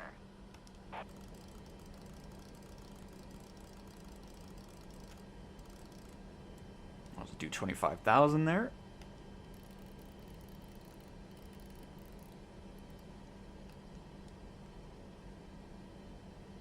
Captain, it's Nadia from the cabin crew. Passengers ready for boarding, Captain. Waiting on your okay. Yeah, I'll just have that sitting there for a little bit. Orlando ground. Boeing Charlie Alpha Oscar 7611. Could you please get the So see how we have all those random nonsense in here? I don't want that, because Jaws should be our first actual waypoint here, and there it is. So we're gonna, here, let me get everything else set up here really quick. Once we have our IFR clearance done, we'll mess with the rest of it. 7611. Could you please send a baggage? Boeing Charlie Alpha Oscar 7611. Baggage is on the way. Oh, didn't even have to wait for, okay, that works. Orlando ground. Boeing Charlie Alpha Oscar 7611. Could you please send a catering truck? Oh, James, it's all good.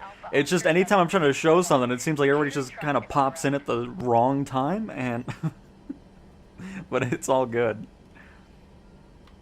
Orlando ground. Boeing Charlie Alpha Oscar 7611 ready to copy IFR clearance to Charleston. Boeing Charlie Alpha Oscar 7611 is cleared to Charleston Airport via the CITR 1 departure. Runway tree 6 right. Climb via SID, maintain flight level 270. Departure frequency is 124.1. Squawk 6764. 27,000. Clear to Charleston. By the CITR, 1 departure, runway tree 6 right. Climb via SID, maintain flight level 270. Departure frequency is 124.1, squawk 6764. Boeing Charlie Alpha, Oscar 7611. Boeing Charlie Alpha Oscar 7611. Read back correct. Contact ground on 126.4. Good day.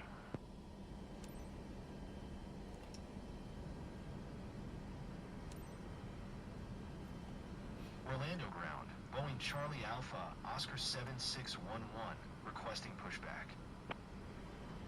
Boeing Charlie Alpha Oscar 7611. Pushback request accepted. Flight suit would be cool.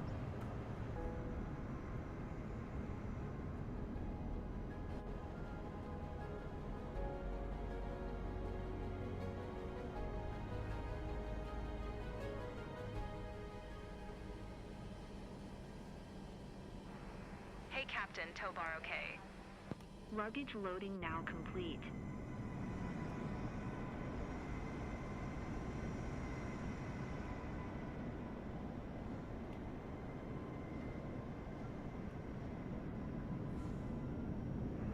You are cleared to start engines.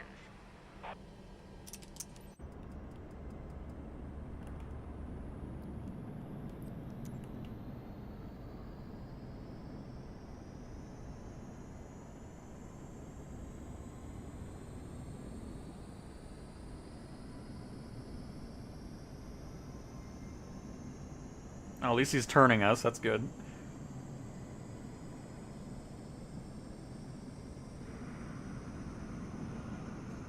Oh, this will be a nice shot. AI plane taking off.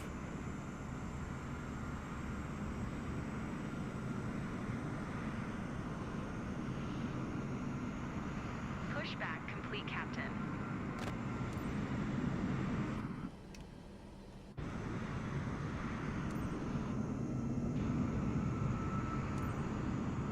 Orlando ground, Boeing Charlie Alpha, Oscar 7611 with Sierra, ready to taxi, IFR.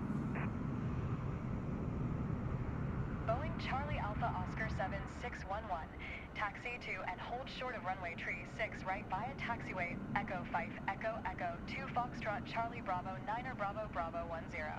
Contact Great. tower on 124.3. I love the long taxis. Taxi 2 and hold short runway tree 6 right via taxiway Echo 5 Echo Echo 2 Foxtrot Charlie Bravo 9er Bravo Bravo 10.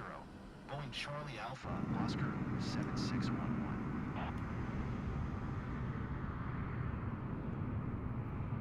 Almost a mile and a half.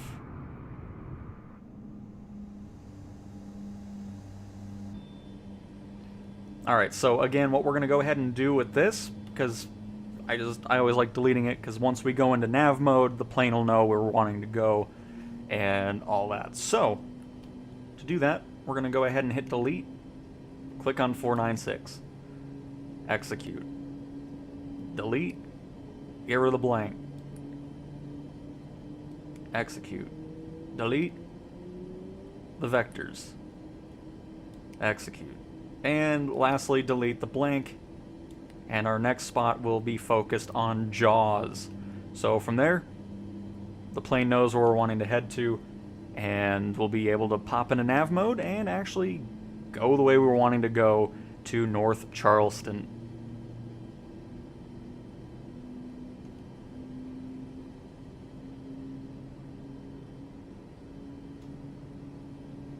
Sim Update 5 should probably be bringing some new liveries as well to the sim, I would have to guess.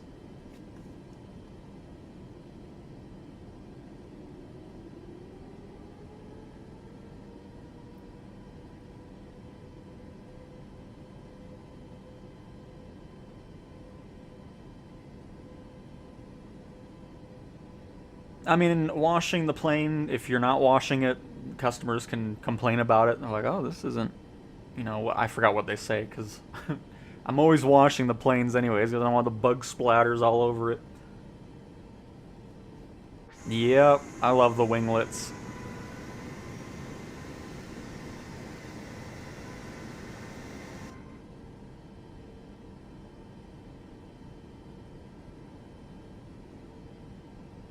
all passengers. And the whole painting feature, I mean, it's supposed to be a thing that's something, because over time the paint would chip and everything, but most of the planes don't even really have that happen, because I've never paid to repaint any of my planes in career mode, so I'm sure there might be some planes that do have that effect, but it doesn't seem like many of them really have anything going on. Thank you. To all passengers, please direct your attention to the monitors as we review emergency procedures.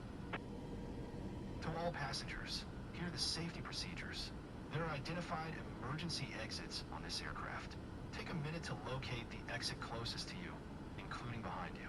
Count the number of rows to this exit. Should the cabin But yeah, I always like doing it on the ground, deleting the stuff out of the MFD, just because then you're just focused on the flying, as opposed to, you know, looking down and you're trying to climb and, you know, all that type of stuff. So I always like getting it done on the ground. Leave your carry-on items behind. Life rafts are located below your seats. Emergency lighting will lead you to your closest exit and slide. Now, make sure that all hand luggage is stowed away safely. While we wait for takeoff, please take a moment to review the safety data card in your seat pocket.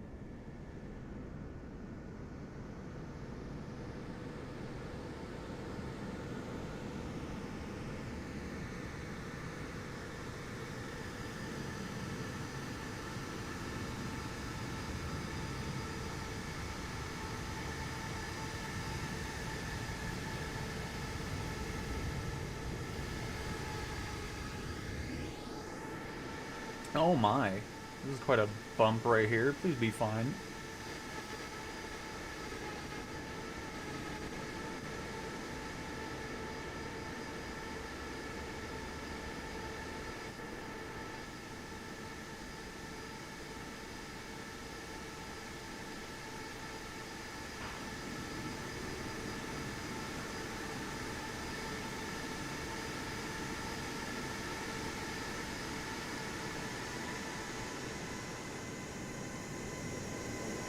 Of course.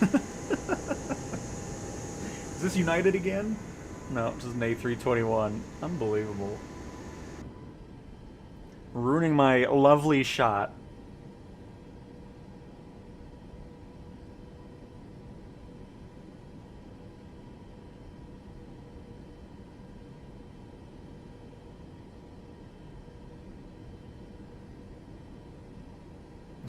It's a bit of a taxi for sure, East.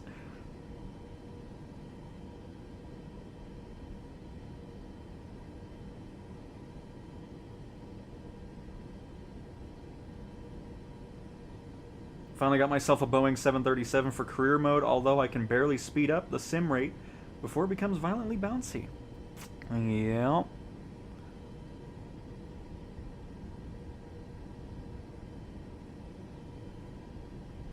Just one of the other many reasons I do not use it.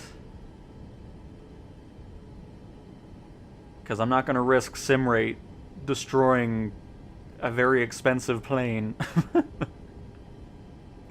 Just not happening.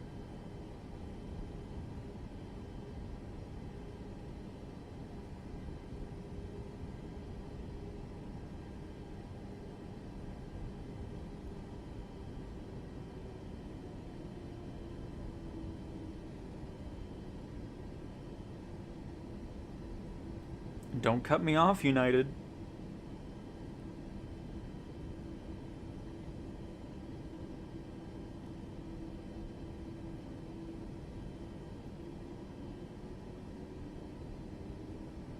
He's doing it.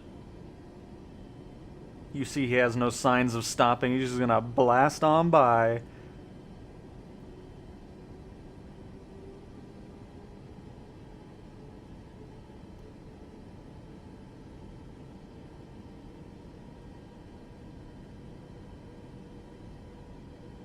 Oh, it definitely is, Josh. It's nice seeing the extra income coming in, especially after, you know, doing medium cargo flights with the PC-24 and getting 2 million credits sometimes. Not all the time. Sometimes it's a little bit less. Just awesome. The other reason I like it, too, is because passenger transport's one of those missions that has a great range of length of missions. So if you want to do some short ones, 30 minutes, 45 minutes, an hour, they're there. And then, of course, you want to do the longer flights that pay out even more, you have that option as well, which is just, it's nice. I want more of the other mission types to have that level of diversity and length of missions as well.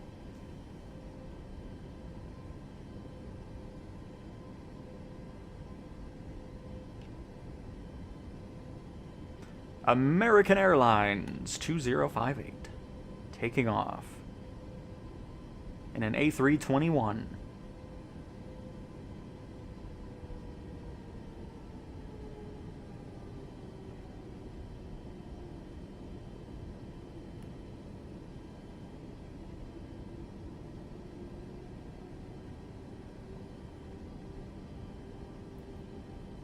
My favorite for medium cargo is the PC-24.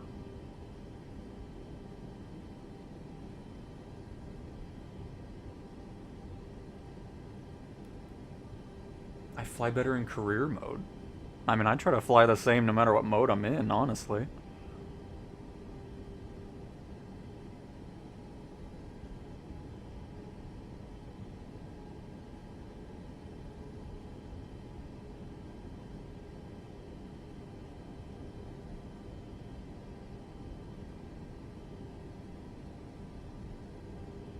Nice East Coast. Yeah, I mean, I've tried flying them in career mode again. The A321 sucks through the fuel so fast. I don't know. I don't really like it. They need to adjust it. Once they get that resolved, then I'll be a bit more inclined to fly that a bit more.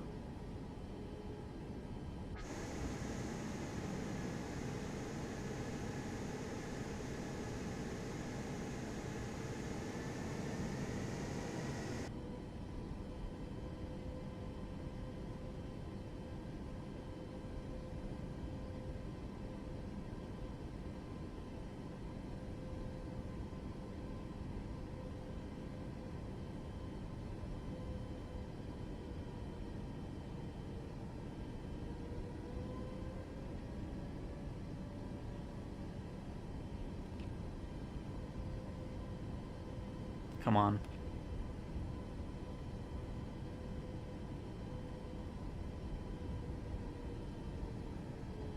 Yeah! How do you like being cut off, buddy? Get out of here, United. Alright, number one in line. That's what I'm talking about.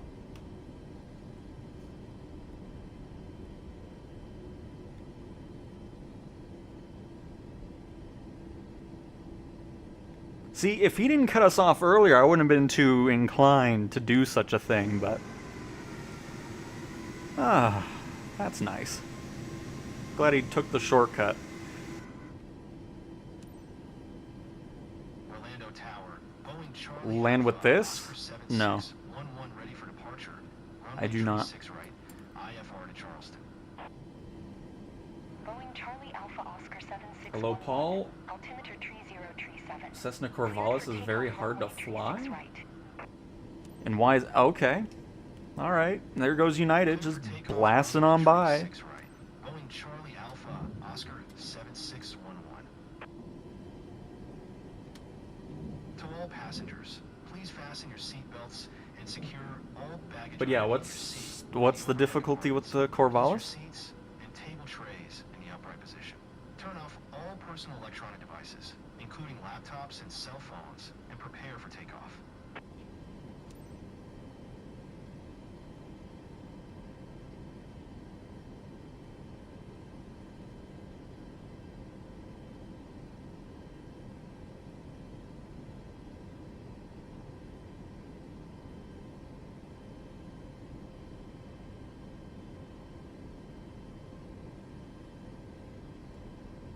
Yeah, I'll never understand. Like, there are very much people that are just like, there's people that just say, like, if you're not in the cockpit the whole time, it's just unbelievable. It's like, what in the world? I want to look at the fantastic view out here. Thank you very much.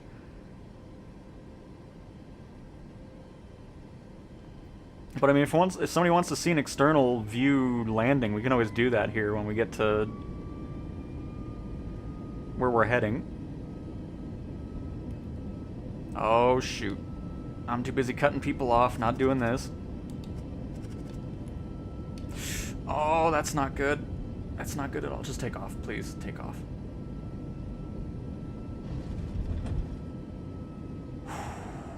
I was too busy cutting off United. I wasn't paying attention to my trim. We're good, though. Everything's fine. Woo. And this, folks, is why you pay attention to what you're doing in the cockpit. All right.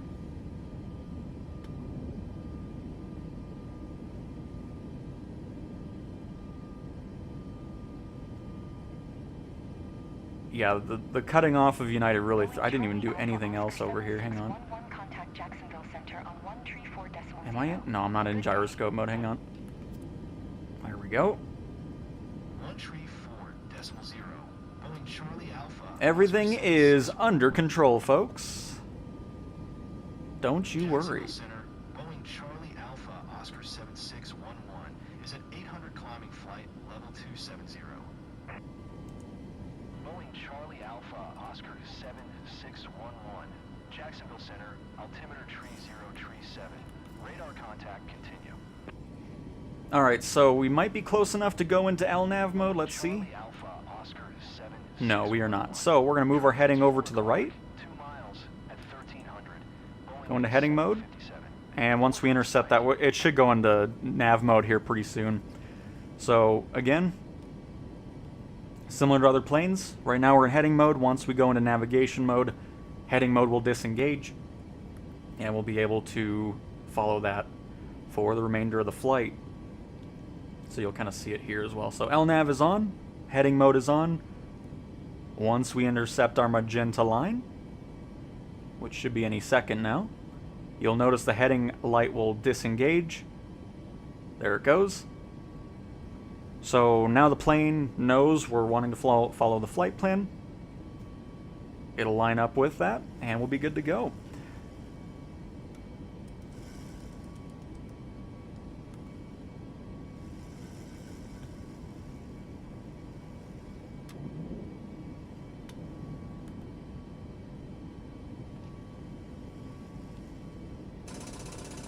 Oh, we're not stalling. Calm down. Calm down. We're fine. We're okay. Thank you. So now, what'll end up happening is when we open up the EFB, since we cleared out that other stuff, now the plane knows we're wanting to head to Jaws, which is way up further the coast of Florida. Because if you don't get rid of those two things we deleted, you'll have to kind of manually get your way over there. So that's why you clear those on out. So now the plane will do the rest of the flight for us. I, of course, disengage before we get to the airport because I don't use ILS. I want to have the fun of flying the aircraft myself. So. Let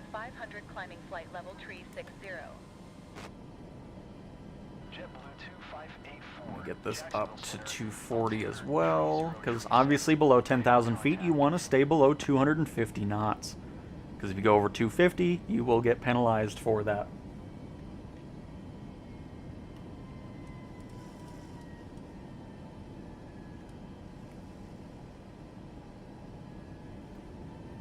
Increase our climb a little bit, and let's get out of Florida.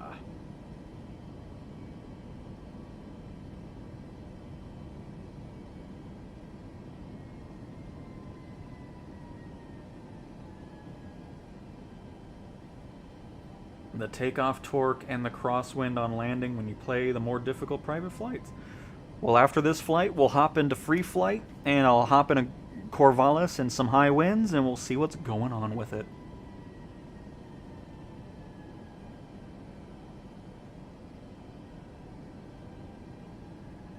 Getting a little turbulent in the cloud here.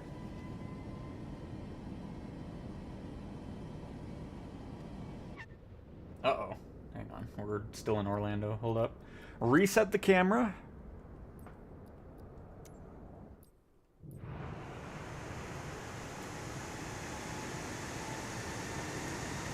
And then I'll talk about what I do with ATC on the longer flights when we get contacted by them again.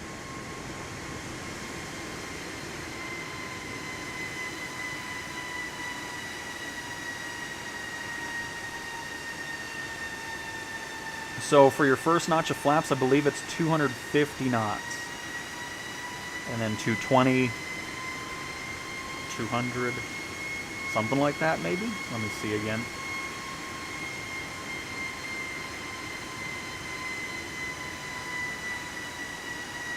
Let me see, let me see.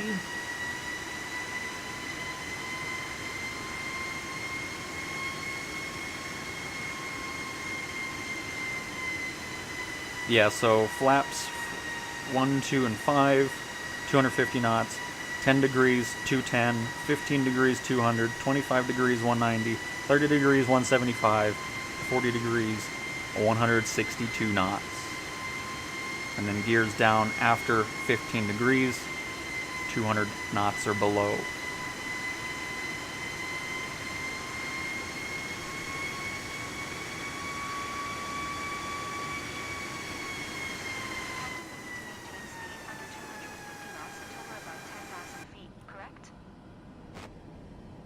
Okay, why are you giving me this attitude, co-pilot? We're below 250 knots, thank you very much. Don't you see this right here? Does this look like 250? No, it does not.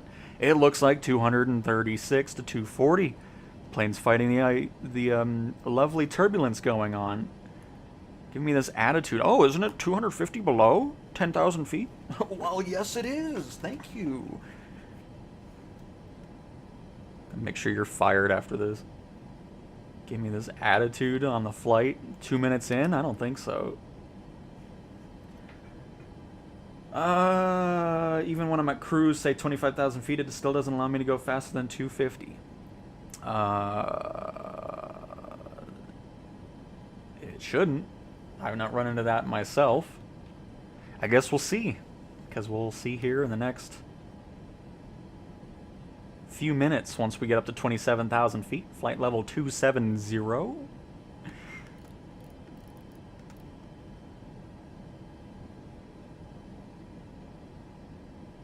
Oh, I was wondering why we were...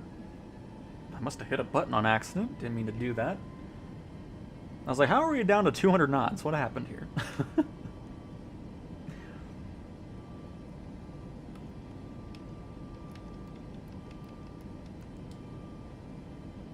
We'll do 280. I'll probably bring it down a little bit here.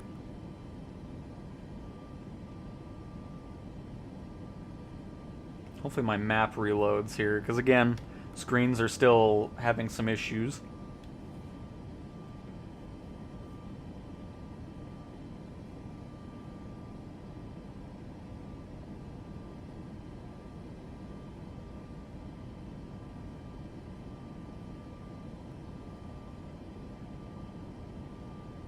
Was docked yesterday for doing 2 flaps under 200. Shouldn't, because 2 flaps is only 2 degrees, so... But we'll see. We will test it all out when we get closer to our destination.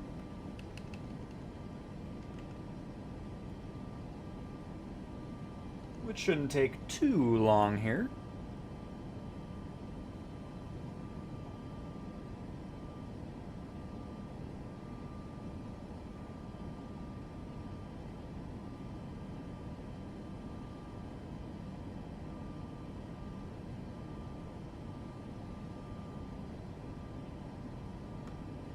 But absolutely NK. Well, here, let me write that down so I don't forget.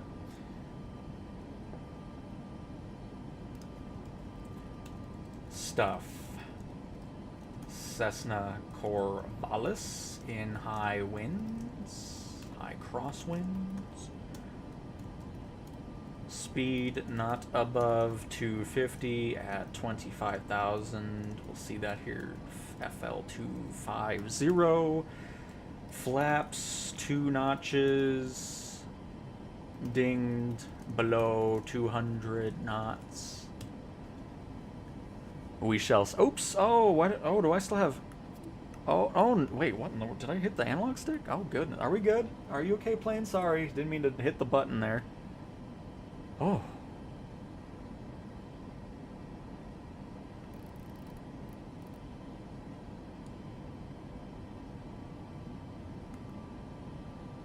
No, I mean, we're already over 250, over 10,000, so. Ooh, look at this cloud coming out. Oh, it's awesome. Ooh, I still can't believe people don't like the clouds in this sim. I will never understand that.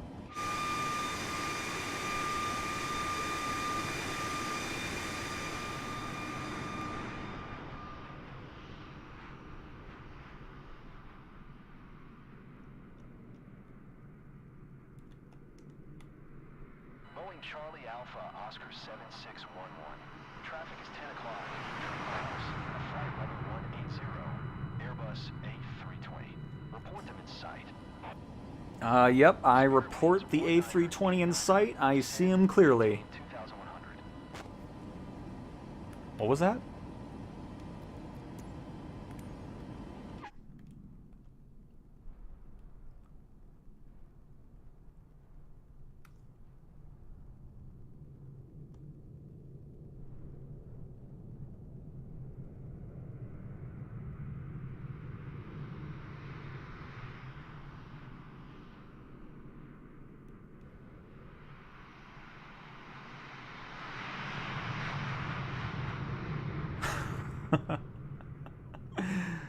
Oh, I love it.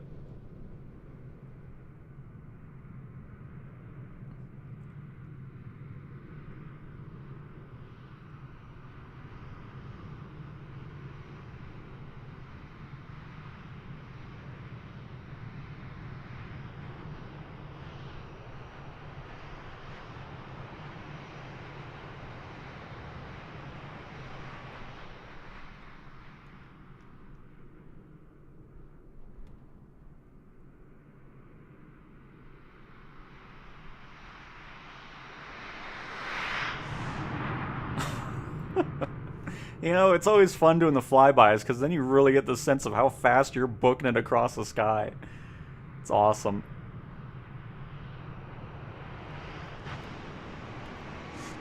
Oh, goodness.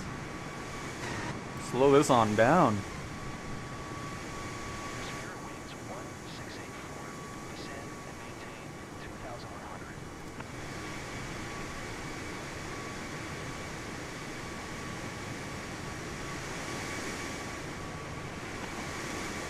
Am I hit? I think I'm hitting the wrong button. There we go.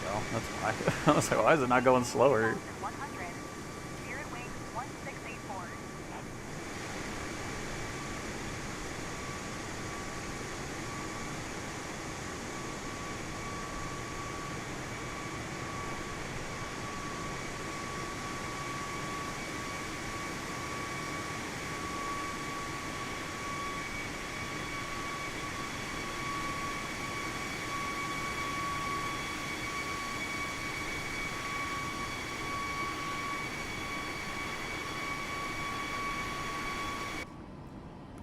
And how are we doing in... Oh, yeah, also, let's go ahead and switch out of this to standard mode for the barometer. And we're out of the heftier clouds now. Oh, for sure, FMJ.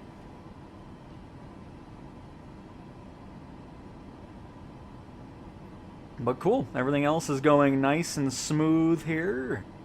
Still climbing at 1,500 feet. We can probably bring that up a little bit. Get up to 27,000 a little faster. Captain, this is Nadia. We're ready for in-flight service. Mind if we start? Yeah, send out the half peanuts, please. Thank you. Permission granted. Our crew will now start serving lunch. Please make sure your tray table is in the upright position. Enjoy. Enjoy. Bye, Florida. See you later. But yeah, I got to Florida because yesterday I did a flight from Denver to that airport we started off at in the start of the stream. So that's how we ended up over here.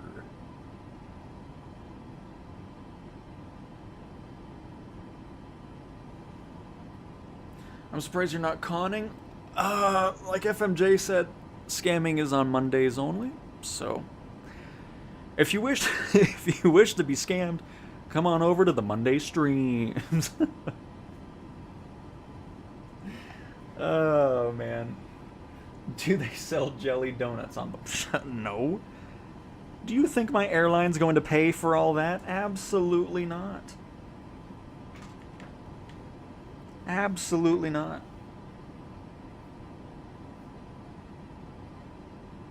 The clouds are awesome in the sim. I've been waiting 40 years for a flight sim on a platform I play on. Everyone complaining can go back to complaining about FPS. Yeah, because I love the way the clouds look. It's so fun flying through them. Just awesome.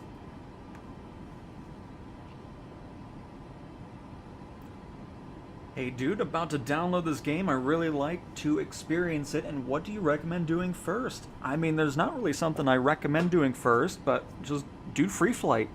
Have some fun, explore the different planes you have in the sim, explore some places you want to fly around in the world, because this is a full recreation of Earth. This is not a smaller version of it, so it is a full replication of it. So fly where you want to fly to, fly around your hometown, and just have a blast.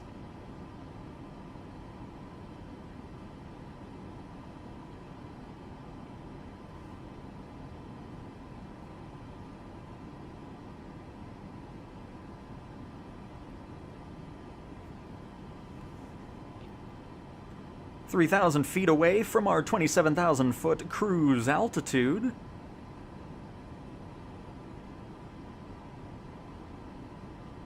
Going a whopping 477 knot ground speed at the moment, with a pretty hefty crosswind. Look at that, 55 knots. Whew.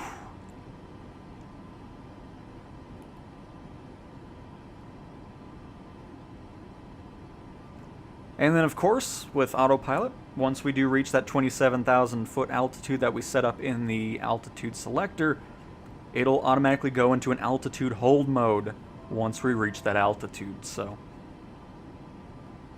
and of course, the thing you're wanting to do too is making sure you did change your barometer, because if you didn't change it at 18,000 feet and above, you will be a few hundred feet off of your altitude. So just keep that in mind, that you do that in any plane that goes up to these altitudes. Because if you don't switch that off, or switch it to standard, let's inform our passengers of cruise status. Good morning to all passengers. This is your captain speaking. Today, I'm assisted by co-pilot Miriam Wright. Welcome aboard Flight CEO 7611, inbound to North Charleston. We are currently cruising at an altitude of 27,500 feet and at an airspeed of 300 knots. It's 12:36. On behalf of all crew members, we thank you for flying with us today. So, please sit back, relax, and enjoy the rest of the flight. Thank you. Sit back, relax, and enjoy the barrel roll we're about to conduct here.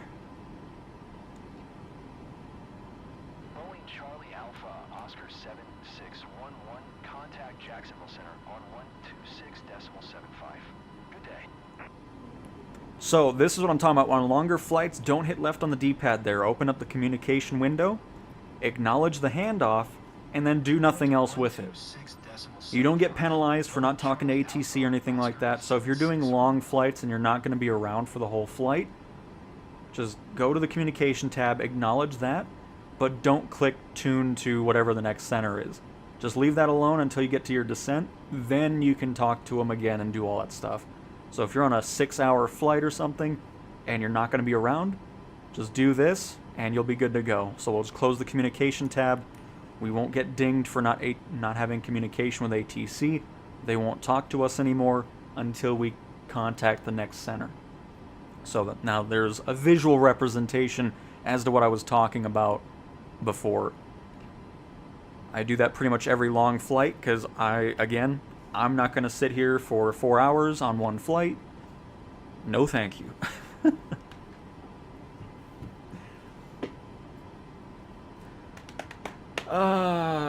I saw a comment about it. I'm assuming it's from you regarding this. I'll add it to the list. We'll check that out as well. Because I know the 787 had some weird things at that airport. But other than oversensitivity, I don't believe I recall. But we'll see. Oversensitive on gyro controls. I will remove the speed not above 250 at 250 because that has been busted. And then on landing, we'll look at the flaps, see if we get dinged for any flap usage, any flappage, as we're descending at the correct speeds. So we'll keep an eye on that. Is it worth buying on the PS5? I've absolutely been loving. Again, my experience is only on the PlayStation 5 Pro. I cannot give my experience on the base PS5 as I don't have it. But if you're on the PlayStation 5 Pro, absolutely worth it. Been loving my time with the sim tremendously. I've already surpassed my career level on PC and Xbox. On PlayStation, I'm already higher level there. The gyroscope controls are amazing. The overall just experience of the sim has been awesome.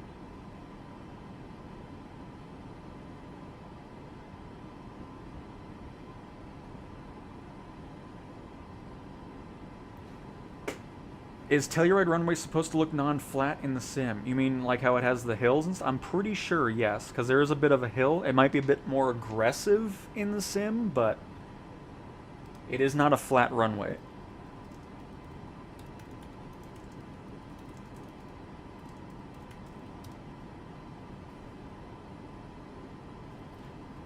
And let me give you a little history. No, the Telluride Regional Airport runway is not flat. It has significant gradients, with runway 9 having a slight uphill slope and runway 27 a downhill slope situated on a mesa with cliffs at both ends, making landing challenging. Pilots landing on runway 27 fly over a cliff face and experience downdrafts, while runway 09 goes uphill, with both ends featuring an engineered materials arresting system for safety.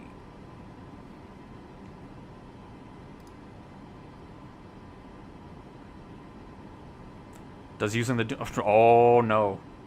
Zaid, my... Almost... How much time have I... Hang on. I'm gonna be over 400 hours in the sim, and all 400 of those hours, plus the 130 hours of beta time, so over 500 hours, has only been with the DualSense controller using the gyroscope controls, and it is absolutely fantastic. It does not lessen the experience whatsoever.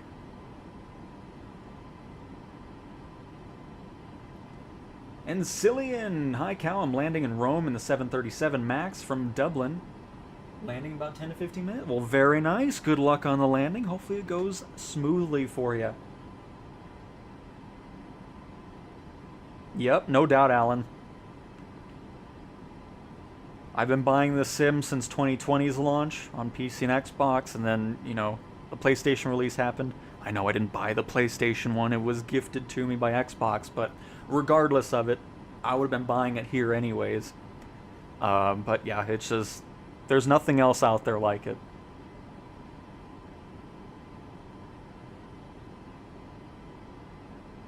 Oh really, WRB? I did not hear about that.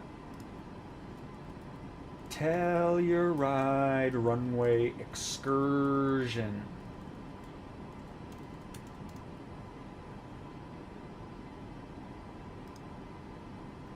Ooh, a Citation 10. That's not a cheap one. Oh. Yikes.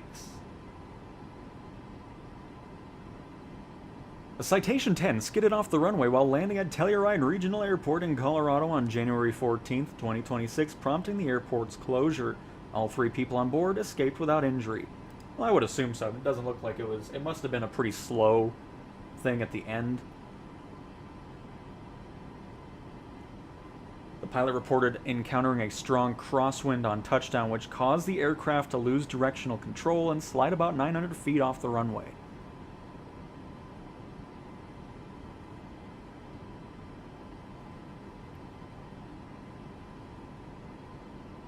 mean, I couldn't imagine landing, especially when it's windy like that. That must be just such a daunting airport to land at in real life. But thankfully everybody was safe.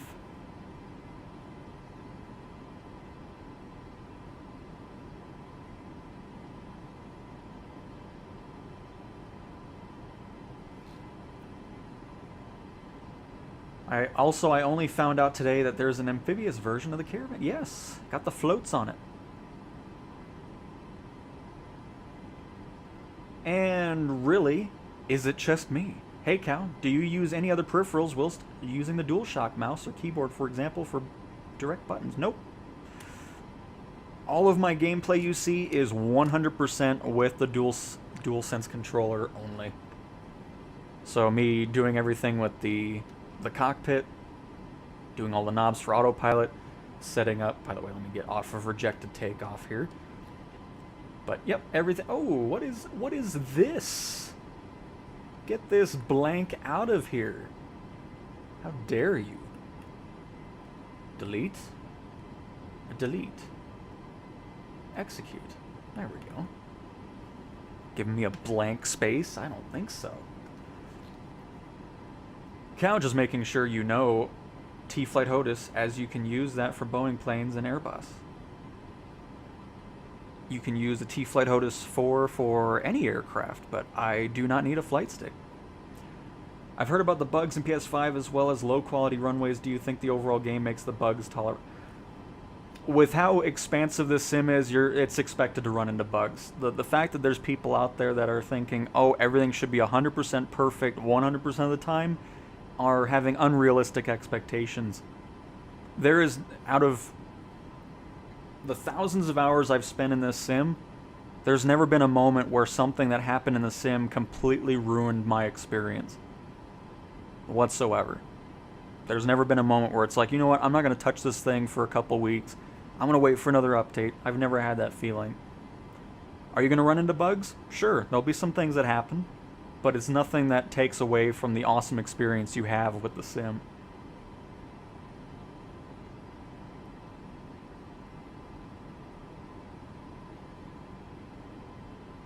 So you use rejected takeoff, so if something goes wrong with the plane or something, you have that set up on the ground. So if you need to bail out of a takeoff, the rejected takeoff feature is it goes full brakes immediately, just to make it to where the plane can slow down as quickly as possible. You typically really don't need it in the sim. There's not going to be a moment where something's going terribly wrong unless you set up something improperly yourself. I typically turn it on, because if I don't, then the airliner fans will get mad. It's like, oh, you didn't have rejected takeoff set up, you know, all that type of stuff. But yeah, that's what it's really there for, is if you need a bailout, the system's ready to go full brakes and get the plane stopped as soon as possible. And then on landings, you'd move this up to auto brake. I typically do 2. I feel like that's a good place. Sometimes I go 3. This all just depends on the length of the runway. Obviously, when you're doing these airliner missions in career mode, you're getting international airports. You're not going to have to worry about getting a drag strip or a tiny little runway to land at. So I typically go for 2.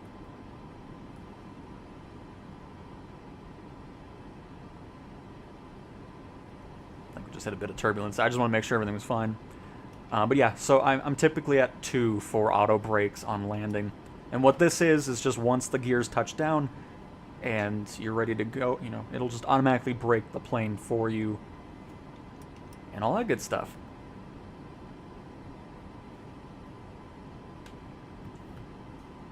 My first flight sim, that's awesome, James. It's a great one to dive into for sure. I'm glad you're having an awesome experience with it. He should have not landed. Way too windy. Definitely sounds like it. No doubt about it.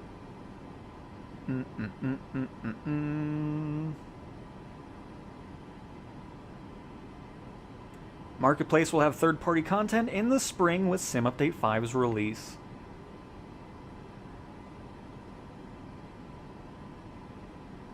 I appreciate it, Matt. I'm glad it's helpful. That's why I love doing these streams, you know, when people come in saying, oh, what's wrong with this, or am I doing something wrong, and just kind of showing it. or showing what to do. You know, it's always a fun experience. I love it.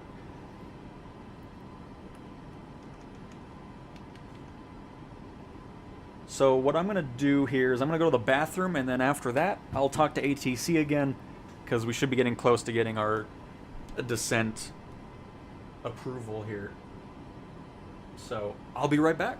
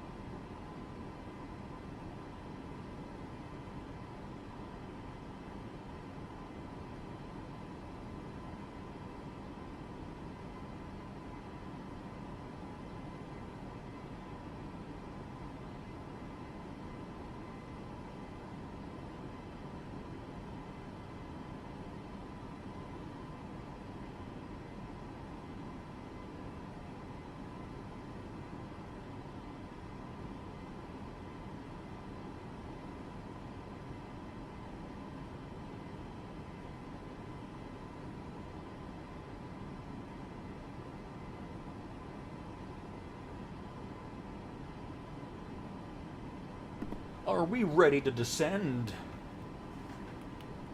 I mean, we're probably not there just yet, but we should be pretty close. So again, when you're ready to talk to ATC again, you'll just go to the communication tab, tune into the center, and continue like nothing happened. Jacksonville Center, Boeing Charlie Alpha, Oscar 7611, flight level 270. Pilot's hiding in the toilet again. Alpha, Oscar And BFG, hello, welcome. Center, radar contact continue to LGRHD. Boeing Charlie Alpha, Oscar 7611, descend. And yeah, Simon. Flight level Shoot, hang on, hang on. Descend and maintain flight level 260. Boeing Charlie Alpha, Oscar 7611.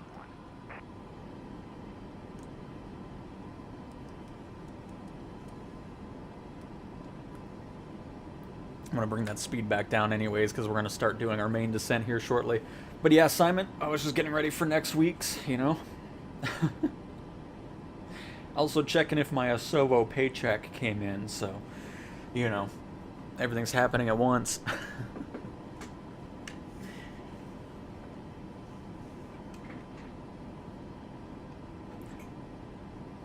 I don't think you know how huge this ATC shortcut is. If they cut it out, I'm not sure how I'll continue.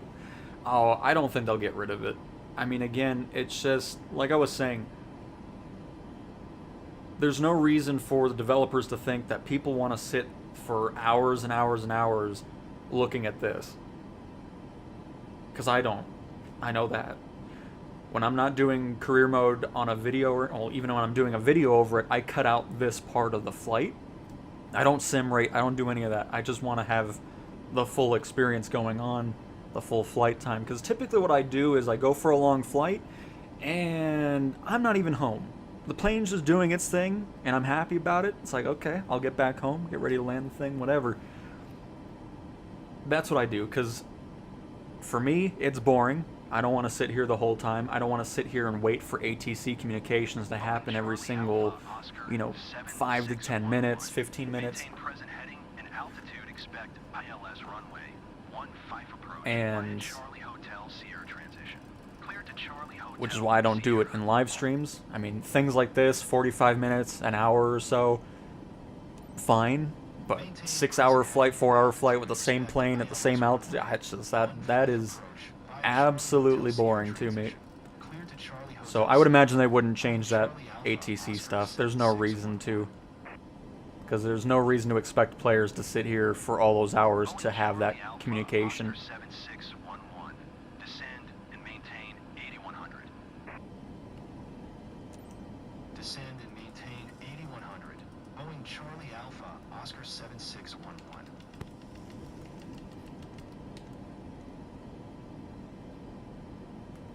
But I mean, if they do end up getting rid of it, I hope it's because at that point the co-pilot will be able to handle that type of stuff.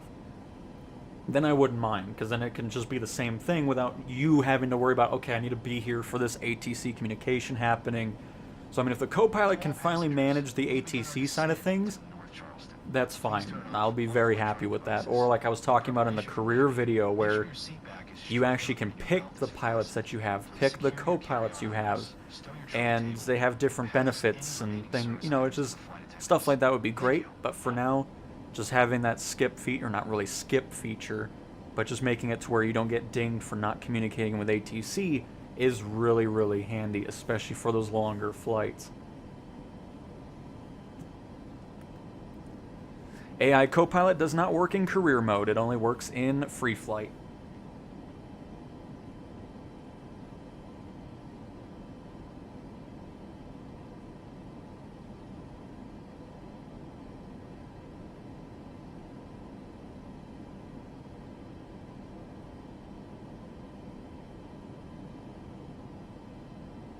Chinook just buzzed my house. Almost cracked myself. Very nice, Simon.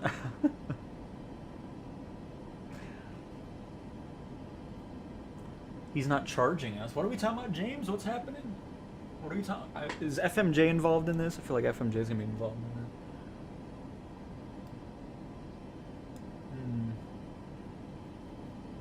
If you'd like to continue watching the stream, it'll cost $2. And you'll be able to watch the stream for 30 seconds.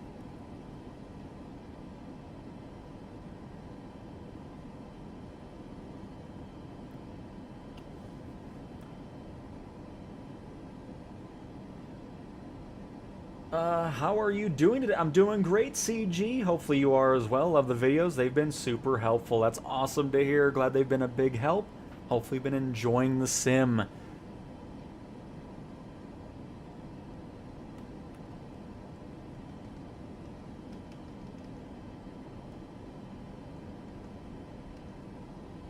So what we're going to do too is break out of nav mode. I don't want that anymore. We're going to go into heading mode.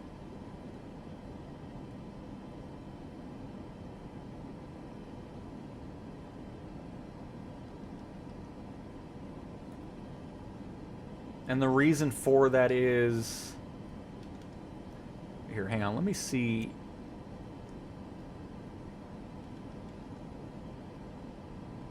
Okay, so yeah, we're going to be landing that way. So the reason I'm breaking off now is we're going to just head over here, and then that way hopefully we're at a good altitude, or we can just do the rest of the flight perfectly, instead of going the route it was giving us, going over the airport, down, and then turning around. I always like to pay attention to that.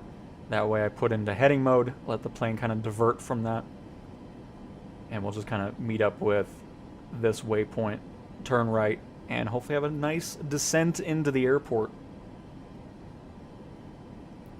Go out a little bit more to the left here.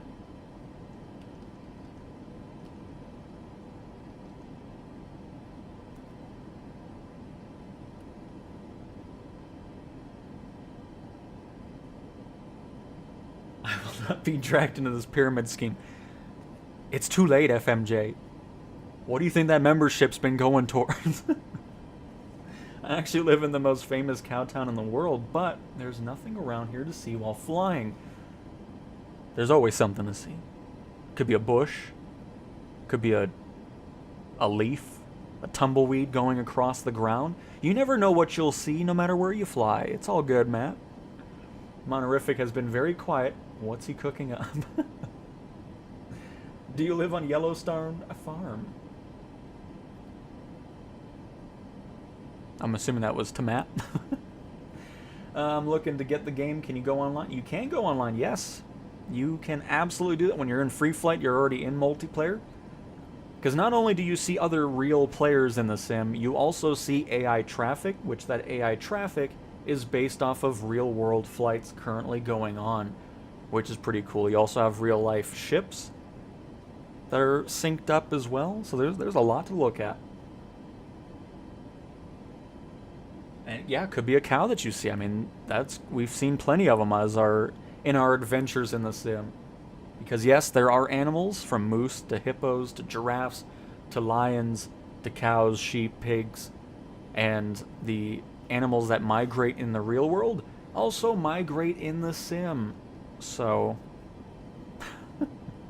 there's a lot to this sim. It's amazing.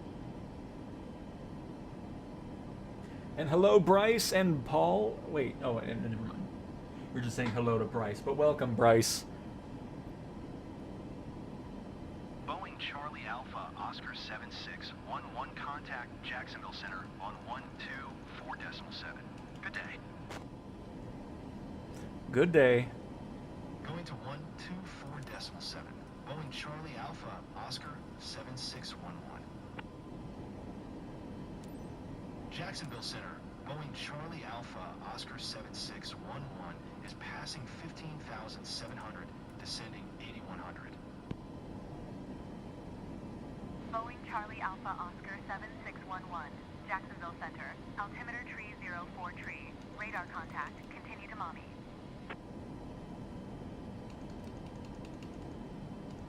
Boeing Charlie Alpha Oscar 7611, contact Charleston Tower on 126.0 when inbound.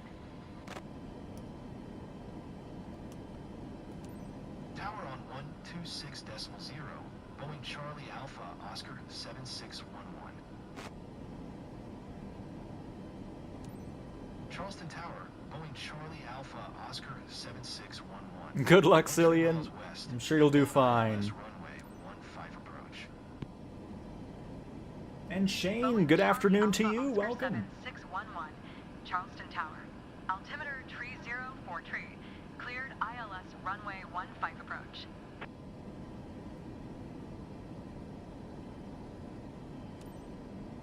Cleared ILS runway 15 approach. Boeing Charlie Alpha Elite, I don't Oscar use SimBrief, so I don't know how that all works between the two. I do not use any of those third-party tools.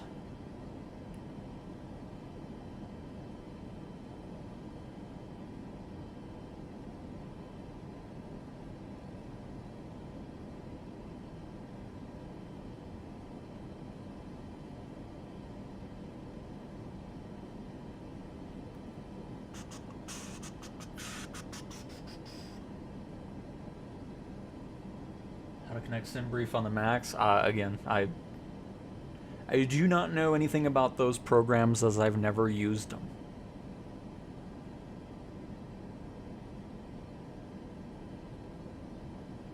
And do not plan on using it, and yes, FMJ, very unimpressed with your running over the cow attempt.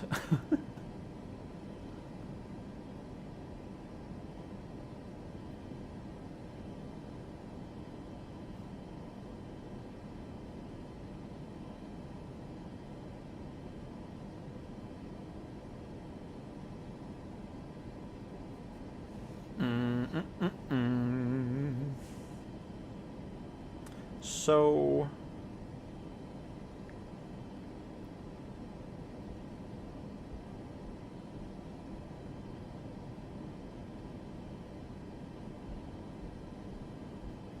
And that's true too, really. Is it just me? I love the flight planner tool. Absolutely love planner.flightsimulator.com. Again, I'll use that a lot more when you can actually see the position of your plane. That's going to be such a huge thing for me.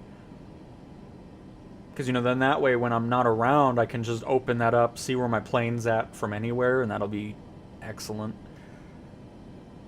Hopefully not too far away from that being added. Hopefully not too far away.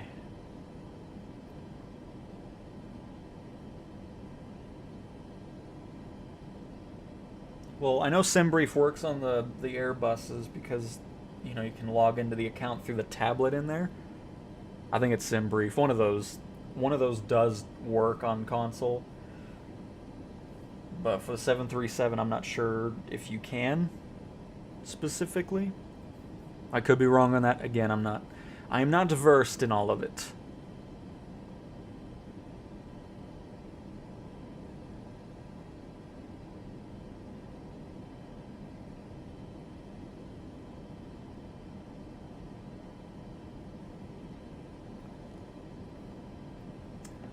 welcome back, John. Question: only allowed to pick one plane. Which do you choose?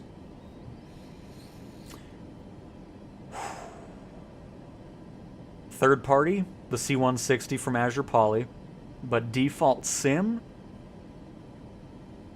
I would go with the Albatross for sure.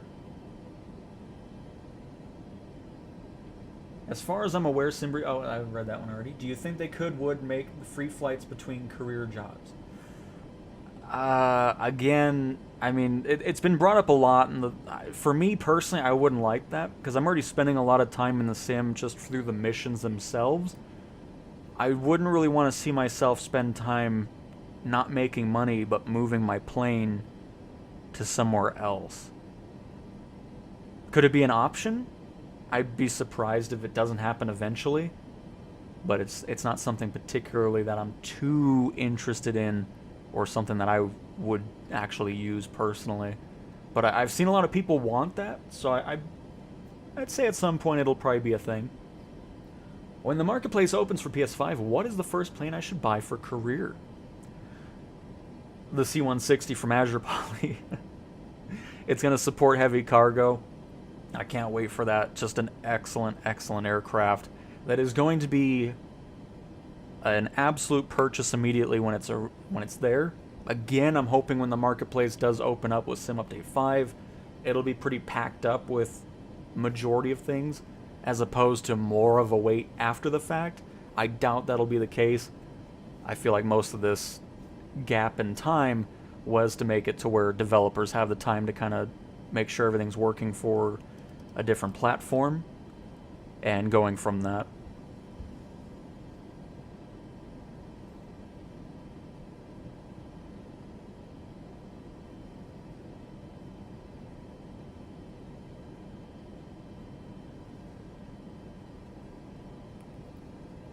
But yeah, the C-160, the T-34B that we flew last week, I love that plane. I cannot wait to gyroscope fly it around on the PlayStation version of it. Because at this point, I think all my marketplace purchases will be on the PlayStation. I'm gonna be honest. Because I love flying here. It's been so nice.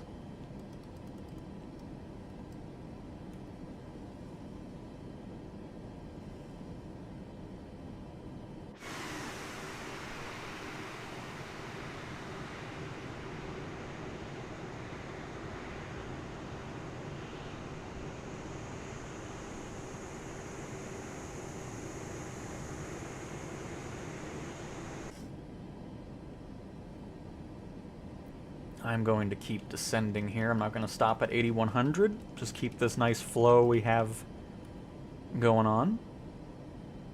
So again, 1, 2, and 5 degree flaps should be below 250. There's 2. And there's 3, which is 5 degrees of flaps. We can go down to 10 degrees, which should be about 220 knots and below. 210. And then, of course, you can see, so that is your overspeed, of course, the red and black dashes going up and down the speed tape. So if you go over that, that is when you will overspeed the aircraft.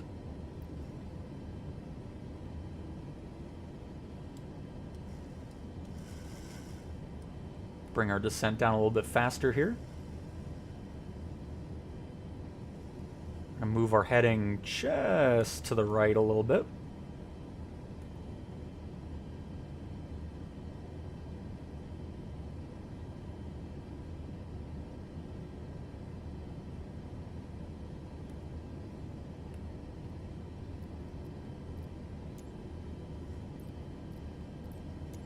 Oops.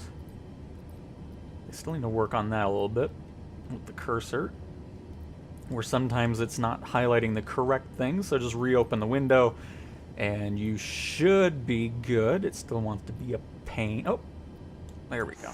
We're fine now.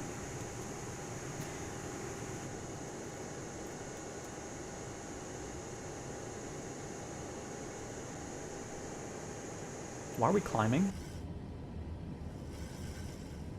Oh, that's why. Here. Oh, not pause. I'm gonna take over again.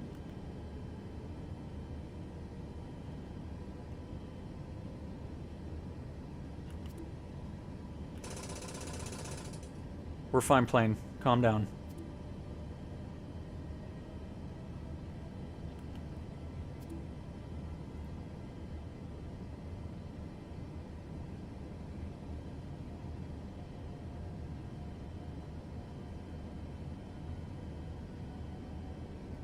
We'll fly level for a little bit here. Went a tad bit further than I would have liked, because the airport's way over there.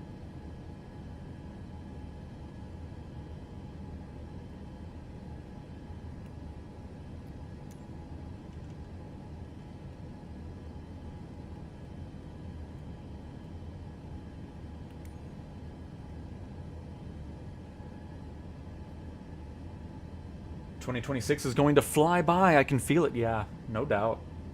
I agree with that.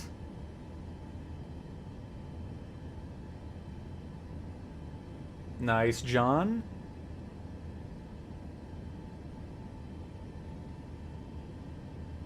And nice selection there, FMJ.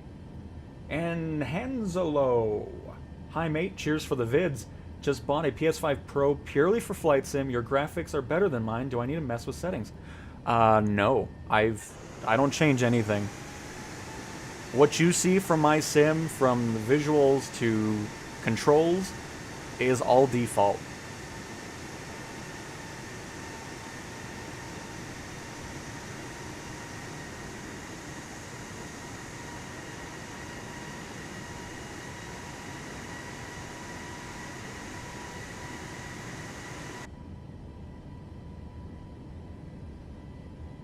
But glad you enjoy the content. And of course, the other thing is I'm on 1 gig speed internet. So I mean, if you're pretty decent internet, you should be fine with that too. But I have not changed anything specifically on my end for graphics or anything. All right, Lat Mask, a good night to you. Enjoy your sleep. Just a question, Tim. Can you get UK soap EastEnders on BBC One America in your country? I've never heard of it. I'm sure it probably is broadcast on BBC America. I really don't know, though. I'm not 100% sure on it. I don't really watch TV too much.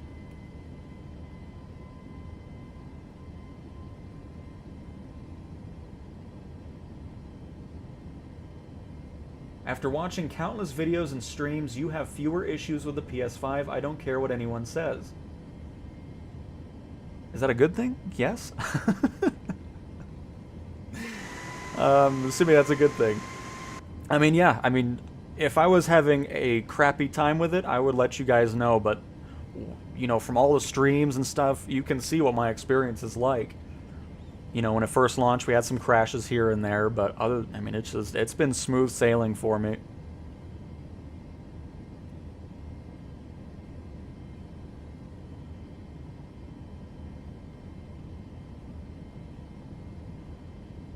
Third-party content is coming in the spring with the updated marketplace. The reason it didn't release with that is because the marketplace is going to be getting some changes for all platforms with Sim Update 5. So that was kind of the main reason they wanted to wait, because there's going to be some changes to it that I'm looking forward to seeing what they are. But that's why it wasn't on the PlayStation with release. But with Spring and Sim Update 5, third-party content will be in the marketplace on PlayStation as well, just like it is on PC and Xbox.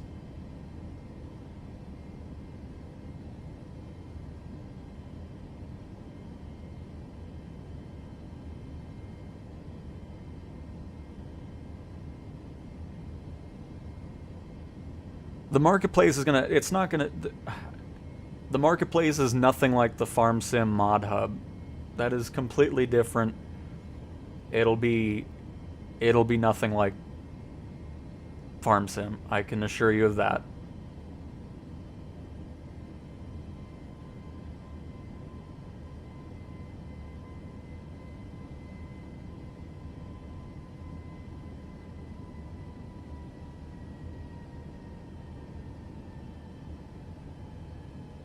Why is this fighting me?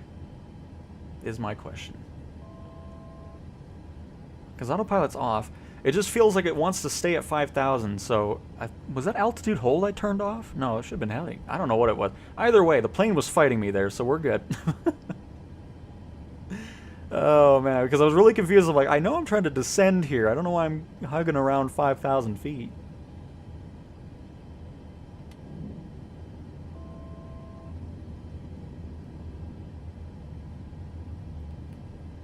Alright, anyways, what I was going to do earlier, I completely forgot about it.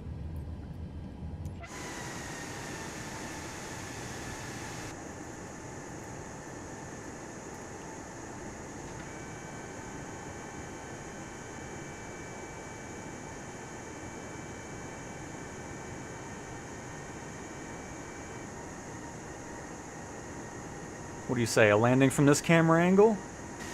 We can do that.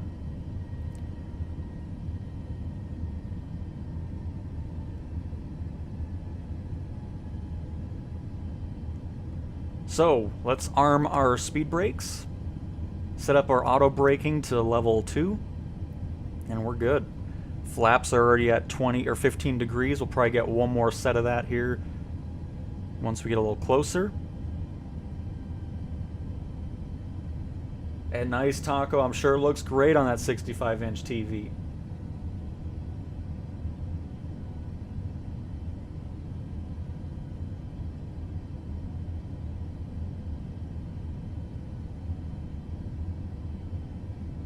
And Adrian, only use the DualSense controller with gyroscope controls. I do not have any flight stick, nor do I plan on buying one for the PlayStation side of things. The gyroscope is excellent.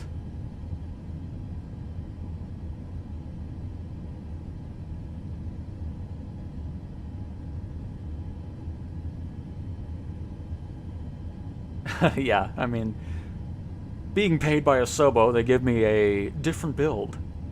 That is a joke, just so people don't believe that. That is not the case. Oh, man. Farm Sim 25 was a very... The latest Farm Sim was very disappointing.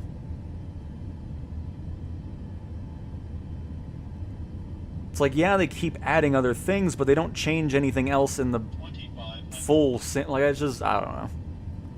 I really loved that series before, but it got to the point where it was like, I don't want to play this anymore. Especially after Flight Sim came out, my interest with Farm Sim became less and less of a thing. The time was spent more and more on the sim here, and with 2020, and then into 2024, of course. Charlie Alpha Oscar 7611. Wind calm. Cleared to land runway 15. Cleared to land, runway 15, thank you. Thank you very much. Boeing Charlie Alpha Oscar 7611. Yeah, 500 hours since launch. And loved every minute of it. Alright, we're going to do something pretty dangerous here. And I hope it doesn't go terribly wrong. So I'm not going to talk for a little bit. I'm going to just focus on what's happening here. Okay? Alright.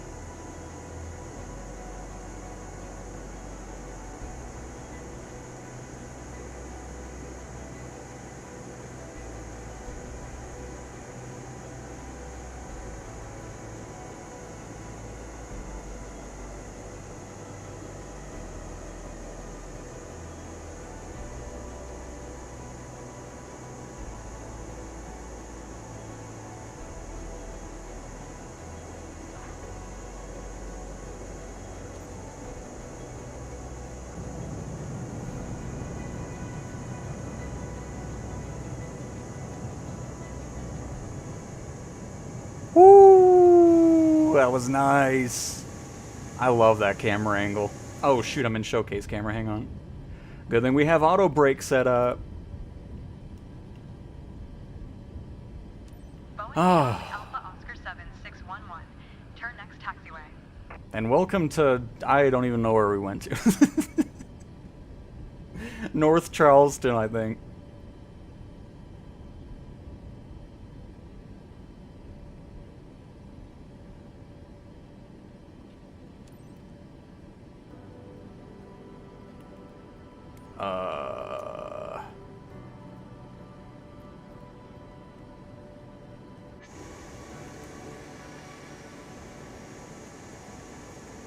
I was wondering why the hold short was in the runway, but Charleston Tower, Boeing Charlie Alpha, Oscar I'm gonna go ahead and move off the runway here. Cancel IFR at this time. Boeing Charlie Alpha Oscar 7611. Turn next taxiway. just a little bit FMJ. I do love that camera angle though, it's awesome. Hi, I'm here on the ground. I'm probably gonna take a penalty for this.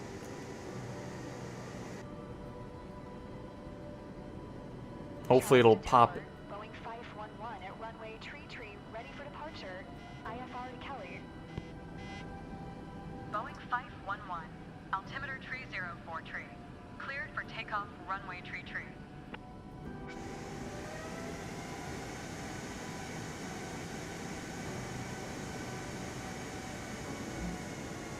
Cleared for takeoff, That's runway alright. tree. Let me get my clearance, please.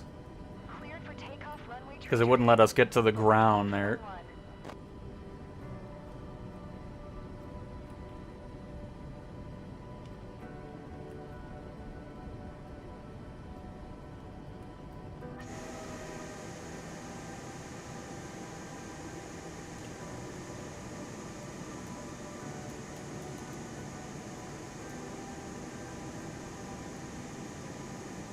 Nope. Didn't want to do that. There we go. Charleston ground. Charleston Airport information, Sienna 2000. Oh, now I gotta hear the ATIS the whole time. I did not want to turn that on. Boeing Charlie Alpha Oscar 7611. Taxi to general aviation parking using taxiway Charlie Golf Cross runway 0 tree Golf Foxtrot. I could have also skipped the shutdown to avoid the penalty, but Dear passengers, we have not reached the gate yet. Please remain seated until the captain turns off the fasten seatbelt sign. no Thank you. biggie.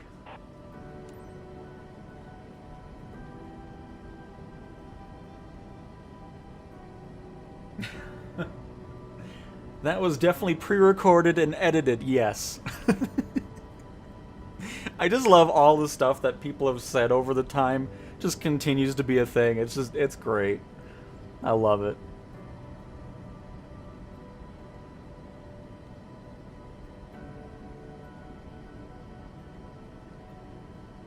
John, I'm sure Got Friends and Parallel 42's vehicles will be there. The Juice Goose and the Project Cart will be in the marketplace as well, probably day one, when the marketplace opens up with Sim Update 5 in the spring. So I would imagine the cars will be there. That'll also be some of my purchases as well, actually. It is fun kind of driving around this world.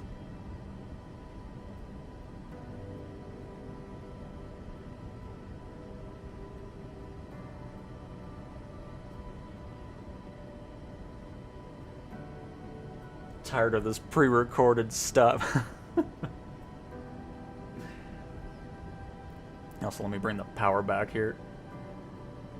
Thanks for taking it for the team. Yeah, I mean, it's no big deal. Most of the time, I don't really care too much about the reputation system, like I was saying earlier. I do like being at an S rank, but if it goes down, it goes down, because you can do everything right, and it goes down. I just want to see some improvements to it, because the way it is currently is just not something that I'm too particular about. So if something like that happens, it doesn't ruin my flight. As long as everything else went perfect, a great landing, it's like a... But again, if you don't want a penalty, just skip the shutdown. You'll avoid that too. I was just trying to see if I can rectify the issue by just getting off the taxiway or not, or the runway.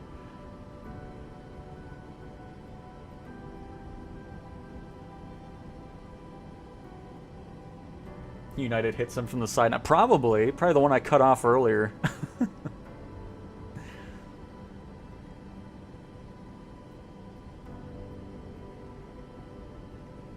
Not sure where it's parking us, but I'm okay with it. They can get a staircase out here, and then the passengers can just walk aimlessly around the airport.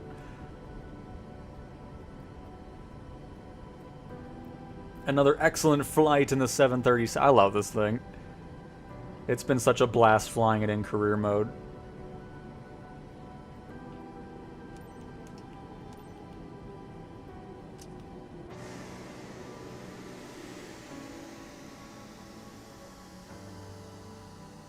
And welcome to wherever we just landed. Hopefully you enjoy your stay.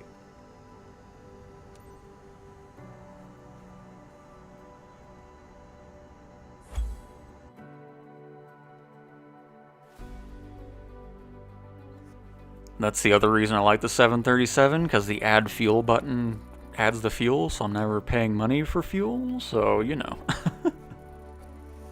We still got an S rank anyways.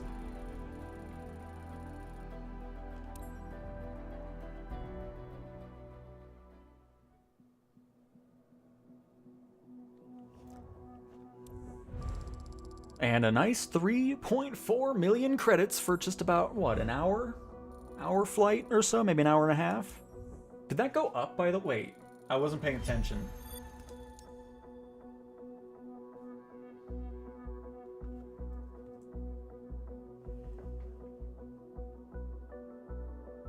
Hang on, I'm watching back on the stream.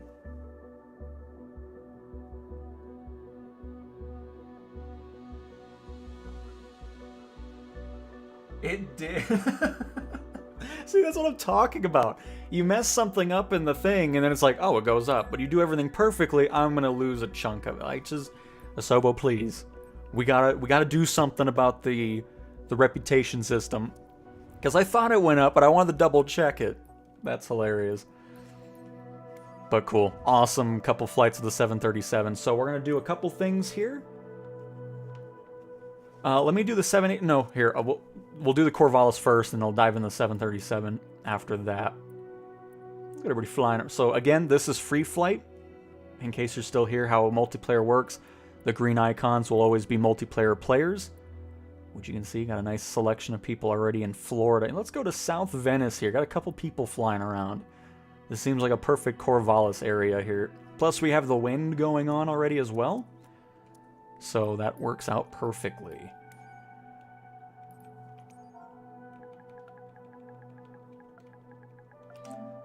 The Cessna C400 Corvallis TT.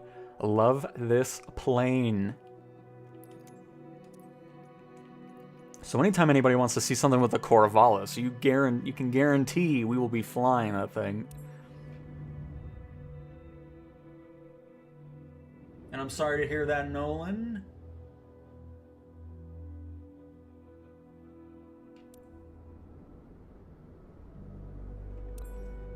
Check this. I mean, the plane just looks so good, especially with this livery.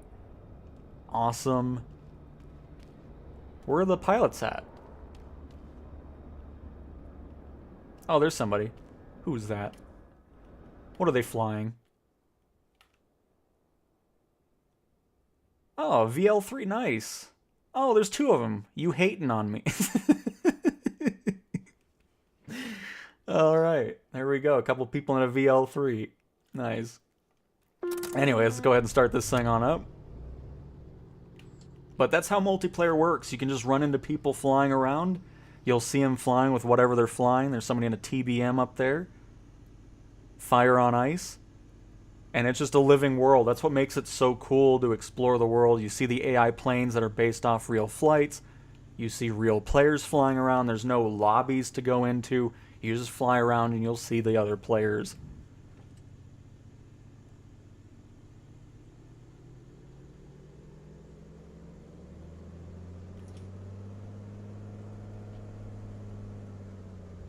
Oh my goodness, look at this.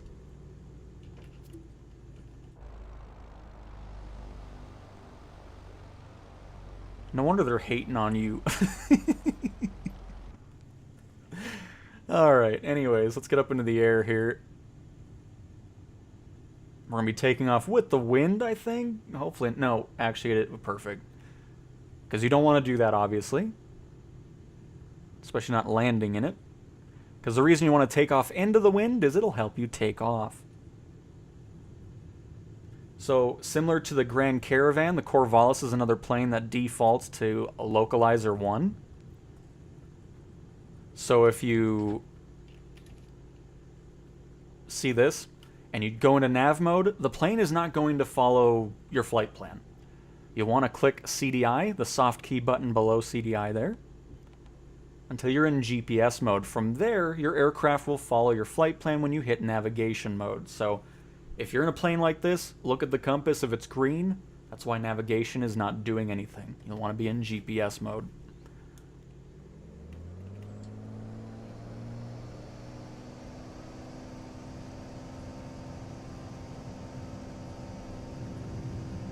So it's a 11-knot wind, and what we're going to do is when we take off, we're going to... Oh crap, I had it on.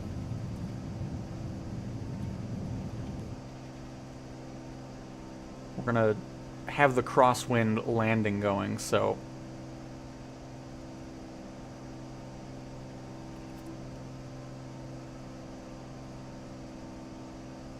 But you can already see taking off from here, we already have that nice crab effect going on. It'll be even more severe. Oh shoot, guess who forgot to take off the cover? That's why we don't have any airspeed indicator. We'll always be at 133 knots. That's good. It's alright, who needs an airspeed indicator anyways? It's fine. We'll take that off when we land again.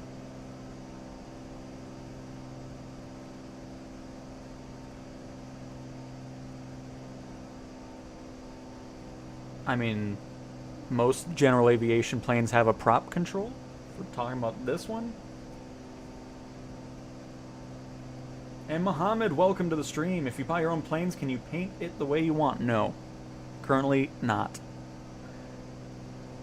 In free flight, you can choose whatever livery. There's a ton of them. But in career mode, we're still waiting on that. Hopefully, Sim Update 5 will bring it. Can you join me? Absolutely, if you want to. We're on USE servers at whatever airport I spawned at in Florida. KVNC.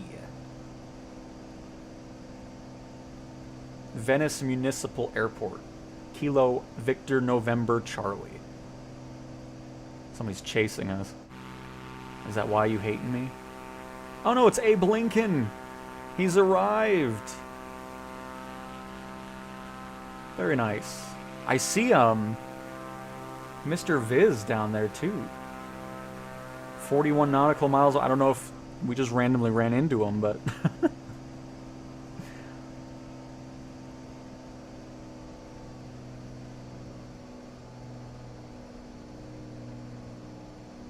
When will we have travel option again? What?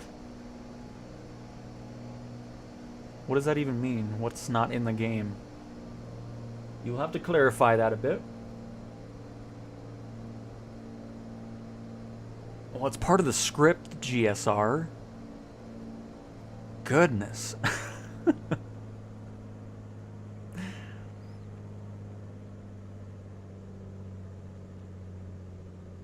Hey, it's Volvo as well. Yes. Let us clog up this airport.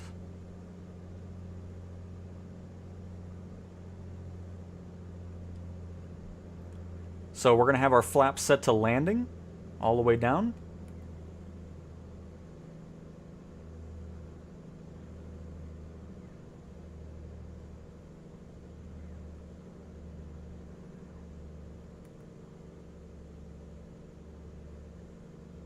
And of course, since this isn't a 4-light pattern, we want one white and one red. That means we're on the glide slope for a setup like that for the lights. Oh, hang on, I didn't mean to duck down.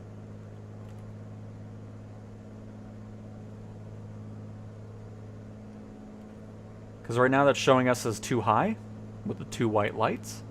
Should be seeing the red any second now. I mean, we're getting kind of low.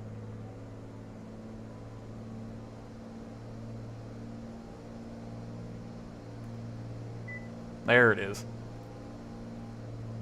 So we got that crosswind from the right. I'm going to do full flaps here. We'll see how that goes. I typically don't do too many flaps on high crosswind landings. Get a little left rudder in there to straighten out the aircraft.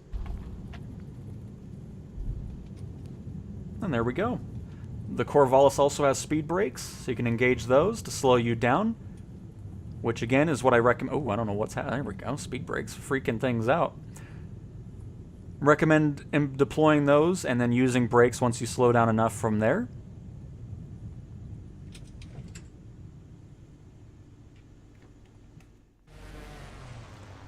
Alright, let me go ahead and take this off here. Can't believe nobody mentioned it. That was the whole plan. I was like, maybe Chad will say something like, oh, you forgot the cover over there.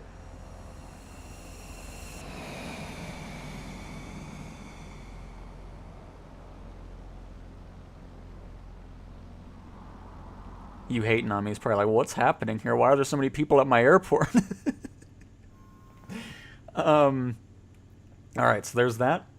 I'm going to go ahead and put the flaps back to takeoff. And what we're going to go ahead and do... Hang on. Let's have a fun takeoff here really quick.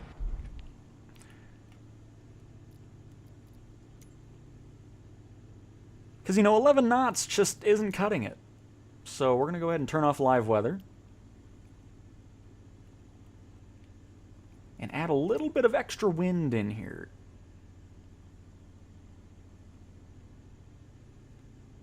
And we want it to go this way. 42 knots. We'll go on the extreme side. We'll do 50 knots here.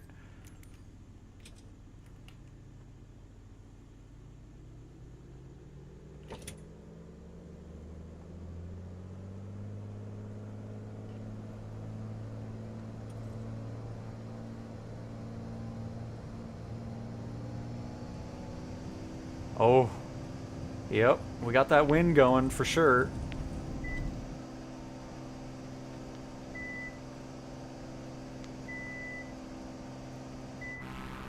You typically wouldn't run into this amount of wind in career mode up to 50 knots.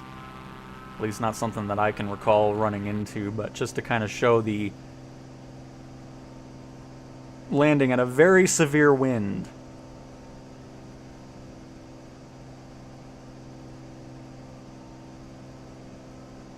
Oh, look how cool the ocean looks with this wind. Wow. That's awesome.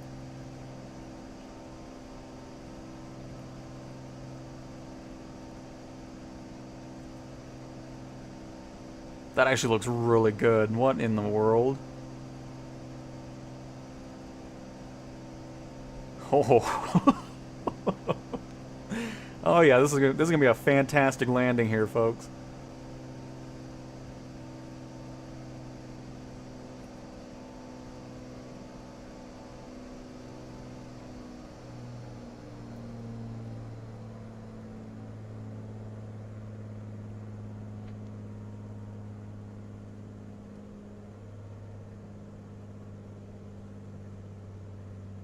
I don't have any assists on for fixed-wing aircraft. Nope. Only for the helicopters.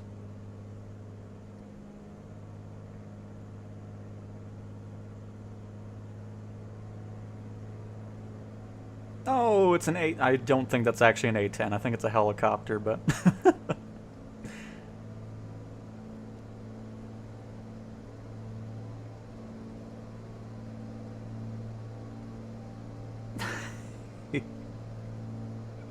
Uh-huh. No doubt, GSR.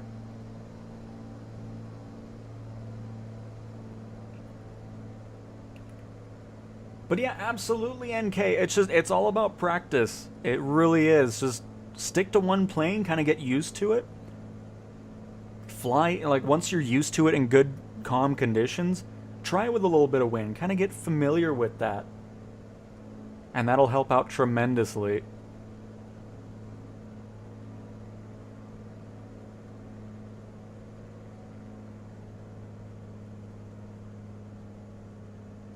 So again, we have that 40 knot wind, which is a little bit too much. Hang on, let me pause this really quick. The wind isn't the way I want it to be. Let me switch that up real quick.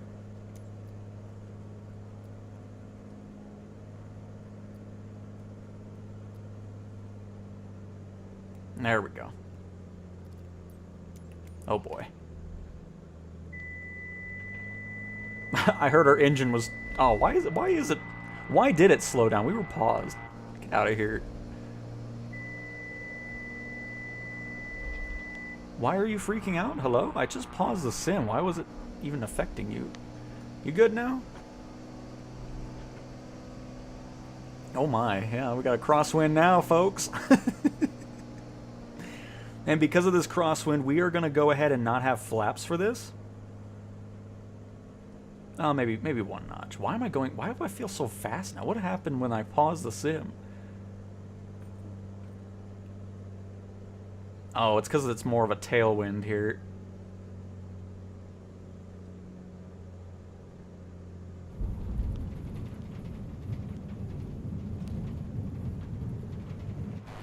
Hang on.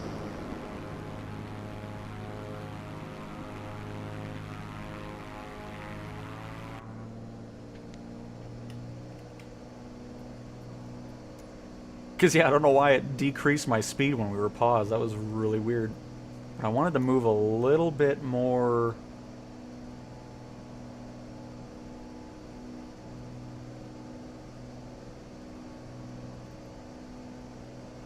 A little bit more, please. Perfect. Oh, Volvo's in the water, in a Grand Caravan, it looks like.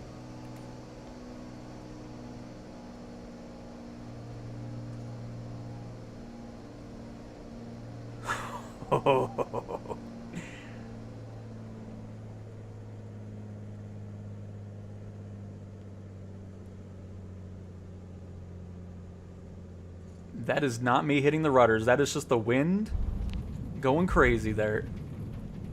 That was still pretty good, though. I'm happy with that. Speed brakes. But it's all about practice. That's the thing with this sim in just general, is just kind of level up the difficulty every so often after you feel comfortable what you're doing. Just start with a basic flat runway, a long runway, no wind, clear skies, and get used to that. Once you're used to it, bring in a little bit of wind, have some crosswind going on, get used to that. And it's just, it's steps to go through that, so. But yeah, the Corvallis is a great one to get used to all that. It's such a fun plane to fly, so just a few more bits of practice in there, and I'm sure you'll be fantastic with it.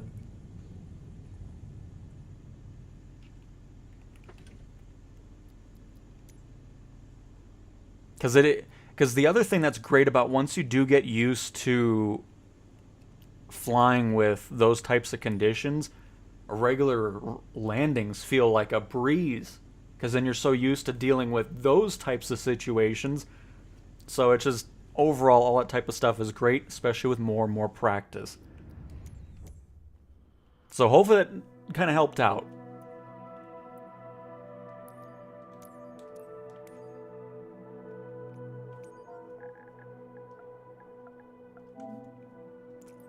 Z787.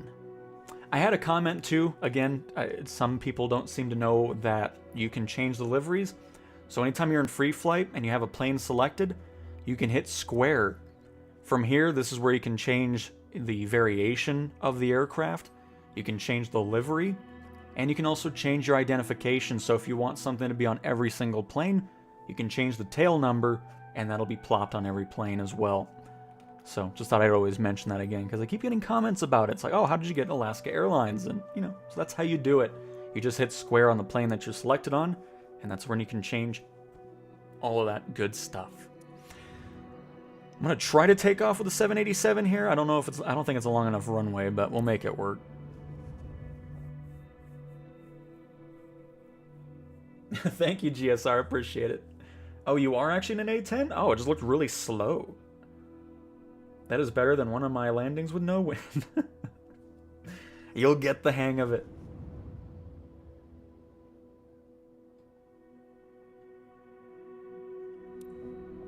X100? Who is that? Who be this? We'll let this all load on in here.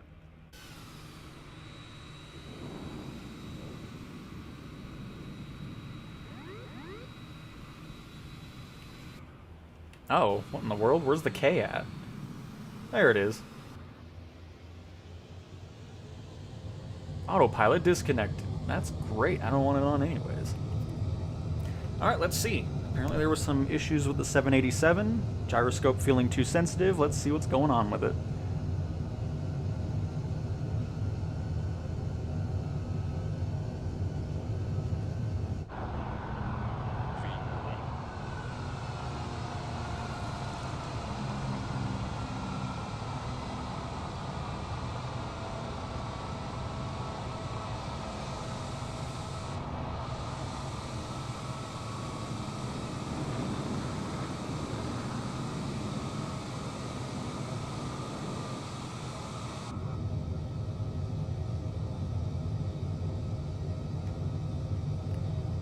And where are we at? Are we close to Tampa?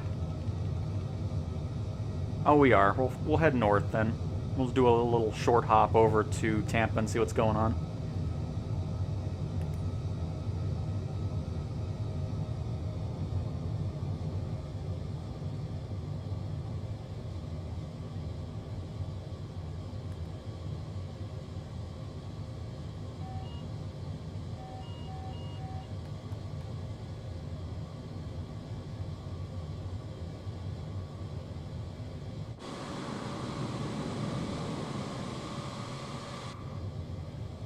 I can see what you mean about, you know, just feeling a little over the top. And if I just go gradual with my gyroscope controls, which is typically what I do anyways, because if I'm going like this, I don't really do that anyways. We'll see how it feels on landings. But turning and everything feels good. I don't really feel like it's too over the top. I just realized the yoke doesn't even move with gyroscope controls. What in the world? Interesting. Sobo. Fix my gyroscope. So that's definitely a oddity there.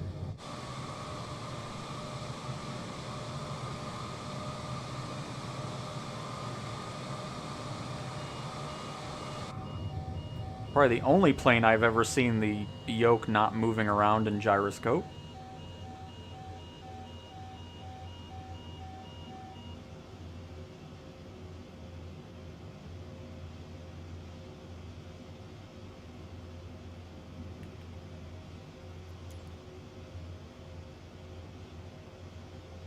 Actually, you know what? We'll land at the base. Get a nice little water approach into it.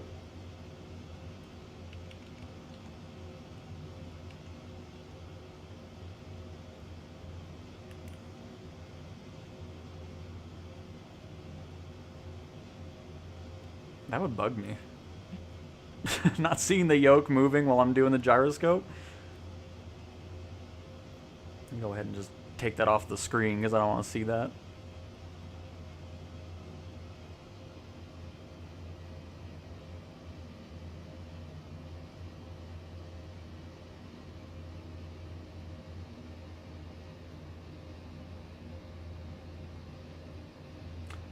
I don't do long flights in free flight. I'm only in career mode. After 24 released career mode, I don't... The only time I spend time in free flight is for live streams and community flights. I'm not going to spend hours on a flight in free flight for no reason at all anymore. Those days are gone. All thanks to career mode.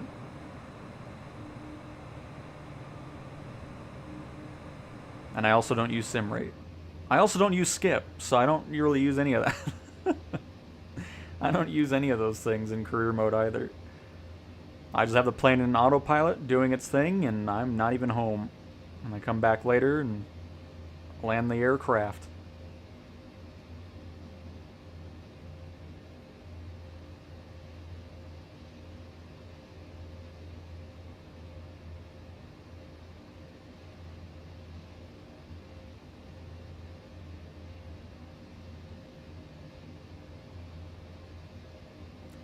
Third-party add-on support in the marketplace will be arriving in the spring with Sim Update 5.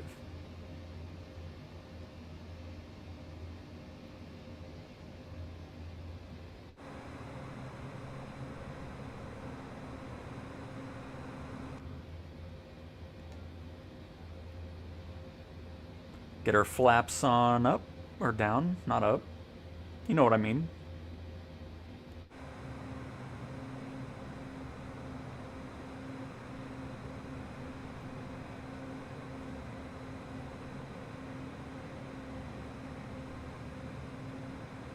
It's like, oh, wow, that is not me move. Oh, okay.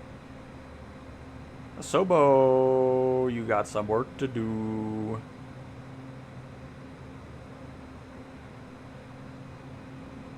I don't even know what's happening, actually. I don't know what's... I mean, I know we got some wind, but it shouldn't be glitching out the elevators like that.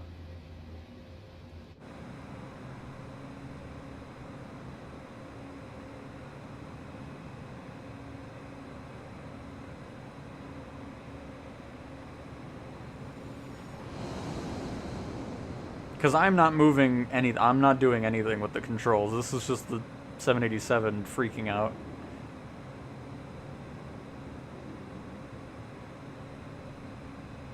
Which, the reason the elevators and everything like that are freaking out is because I think gyroscope is... It turns on, but it's almost like it doesn't recognize it, which is why this isn't moving with it on. Which I think is leading to some weird oddities with it.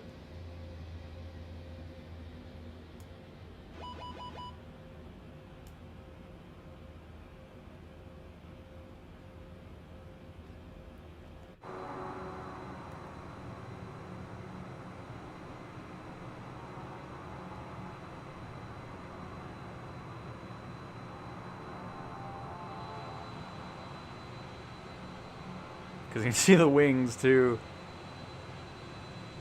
So that's my guess is it okay, put quotes around the word works.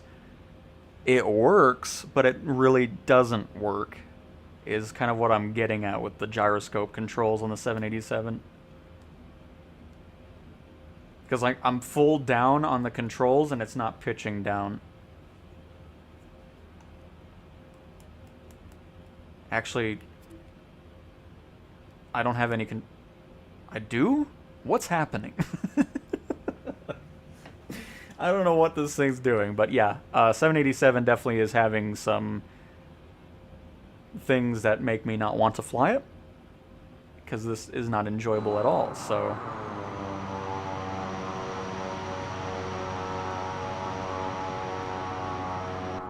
Weird.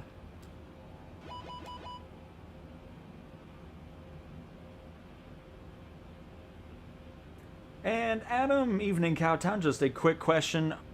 RE, the stream. You stream at 1080p at best. Are you able to stream at 2K? Just wondering. Thank you. I mean, I just stream at 1080p because I don't have anything 4K related on monitors or anything. Because all my monitors are 1080, so that is why.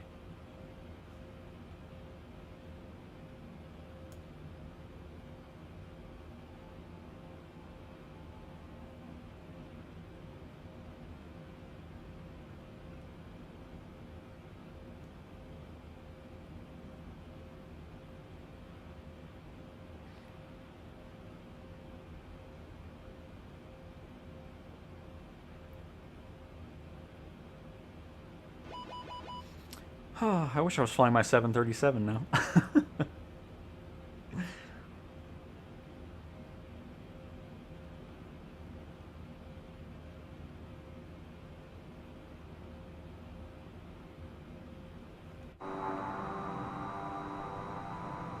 Well, the good news is I'm not missing anything on the 787, so...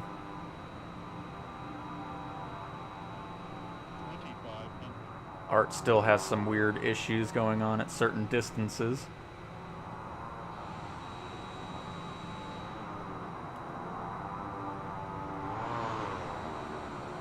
Who's flying their lawnmower?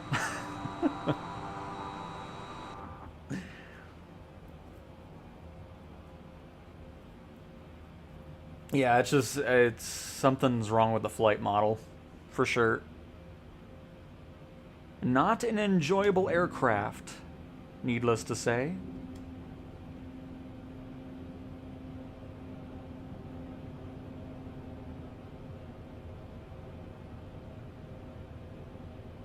It almost reminds me of the A400 with the weird, like, dead zone in the controls. I don't like flying that one either.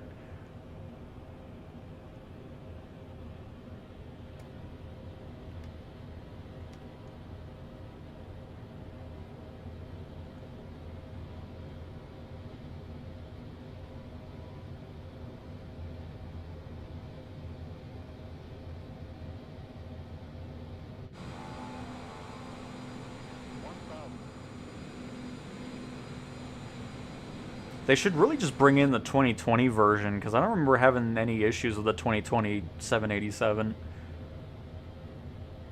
This one's just always been a weird one.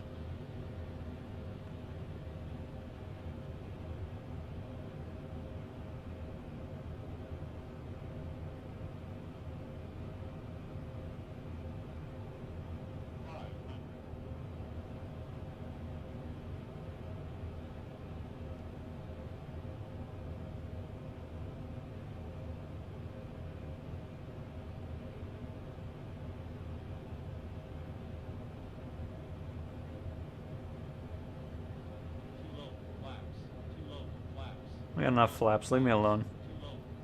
Leave me alone. Don't talk to me. Yep. Too low flaps. Yep. Too low.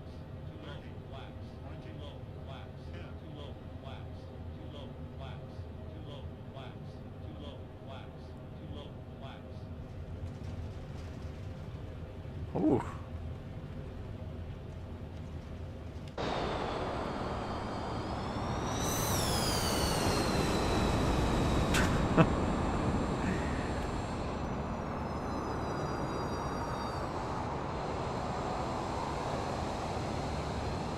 So, yeah, definitely not my favorite thing to fly, needless to say.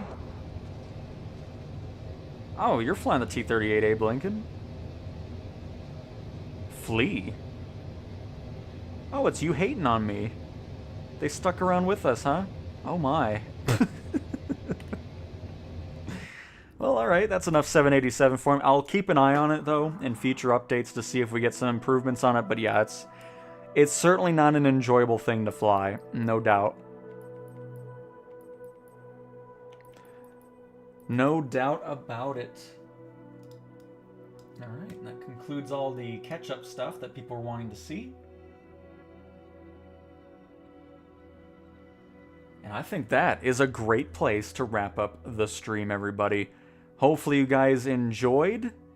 Appreciate everybody flying on by with us. That was great. On the short notice there. But yeah, this was fun. Hopefully you guys enjoyed some career mode that I apparently do not play anymore. So there we go. But this was great. It was awesome doing the 737 around Florida for some short flights, and then kind of checking out some other things from skydiving to some Corvallis high wind landings, and then checking out the 787. So with that being said, I hope you guys enjoyed yet another lovely live stream on the PlayStation 5. I want to say again, thank you very much to the lovely Diecast and James for the super chats earlier in the stream. Tomorrow we'll be back for another Marketplace update video. I got some other things in the works. We're going to be checking out a pretty cool new plane that's coming out soon. And that'll be pretty cool. So we'll have some extra things to look at throughout the rest of the week. So thanks for watching, everybody. And I will talk to you guys next time. Goodbye.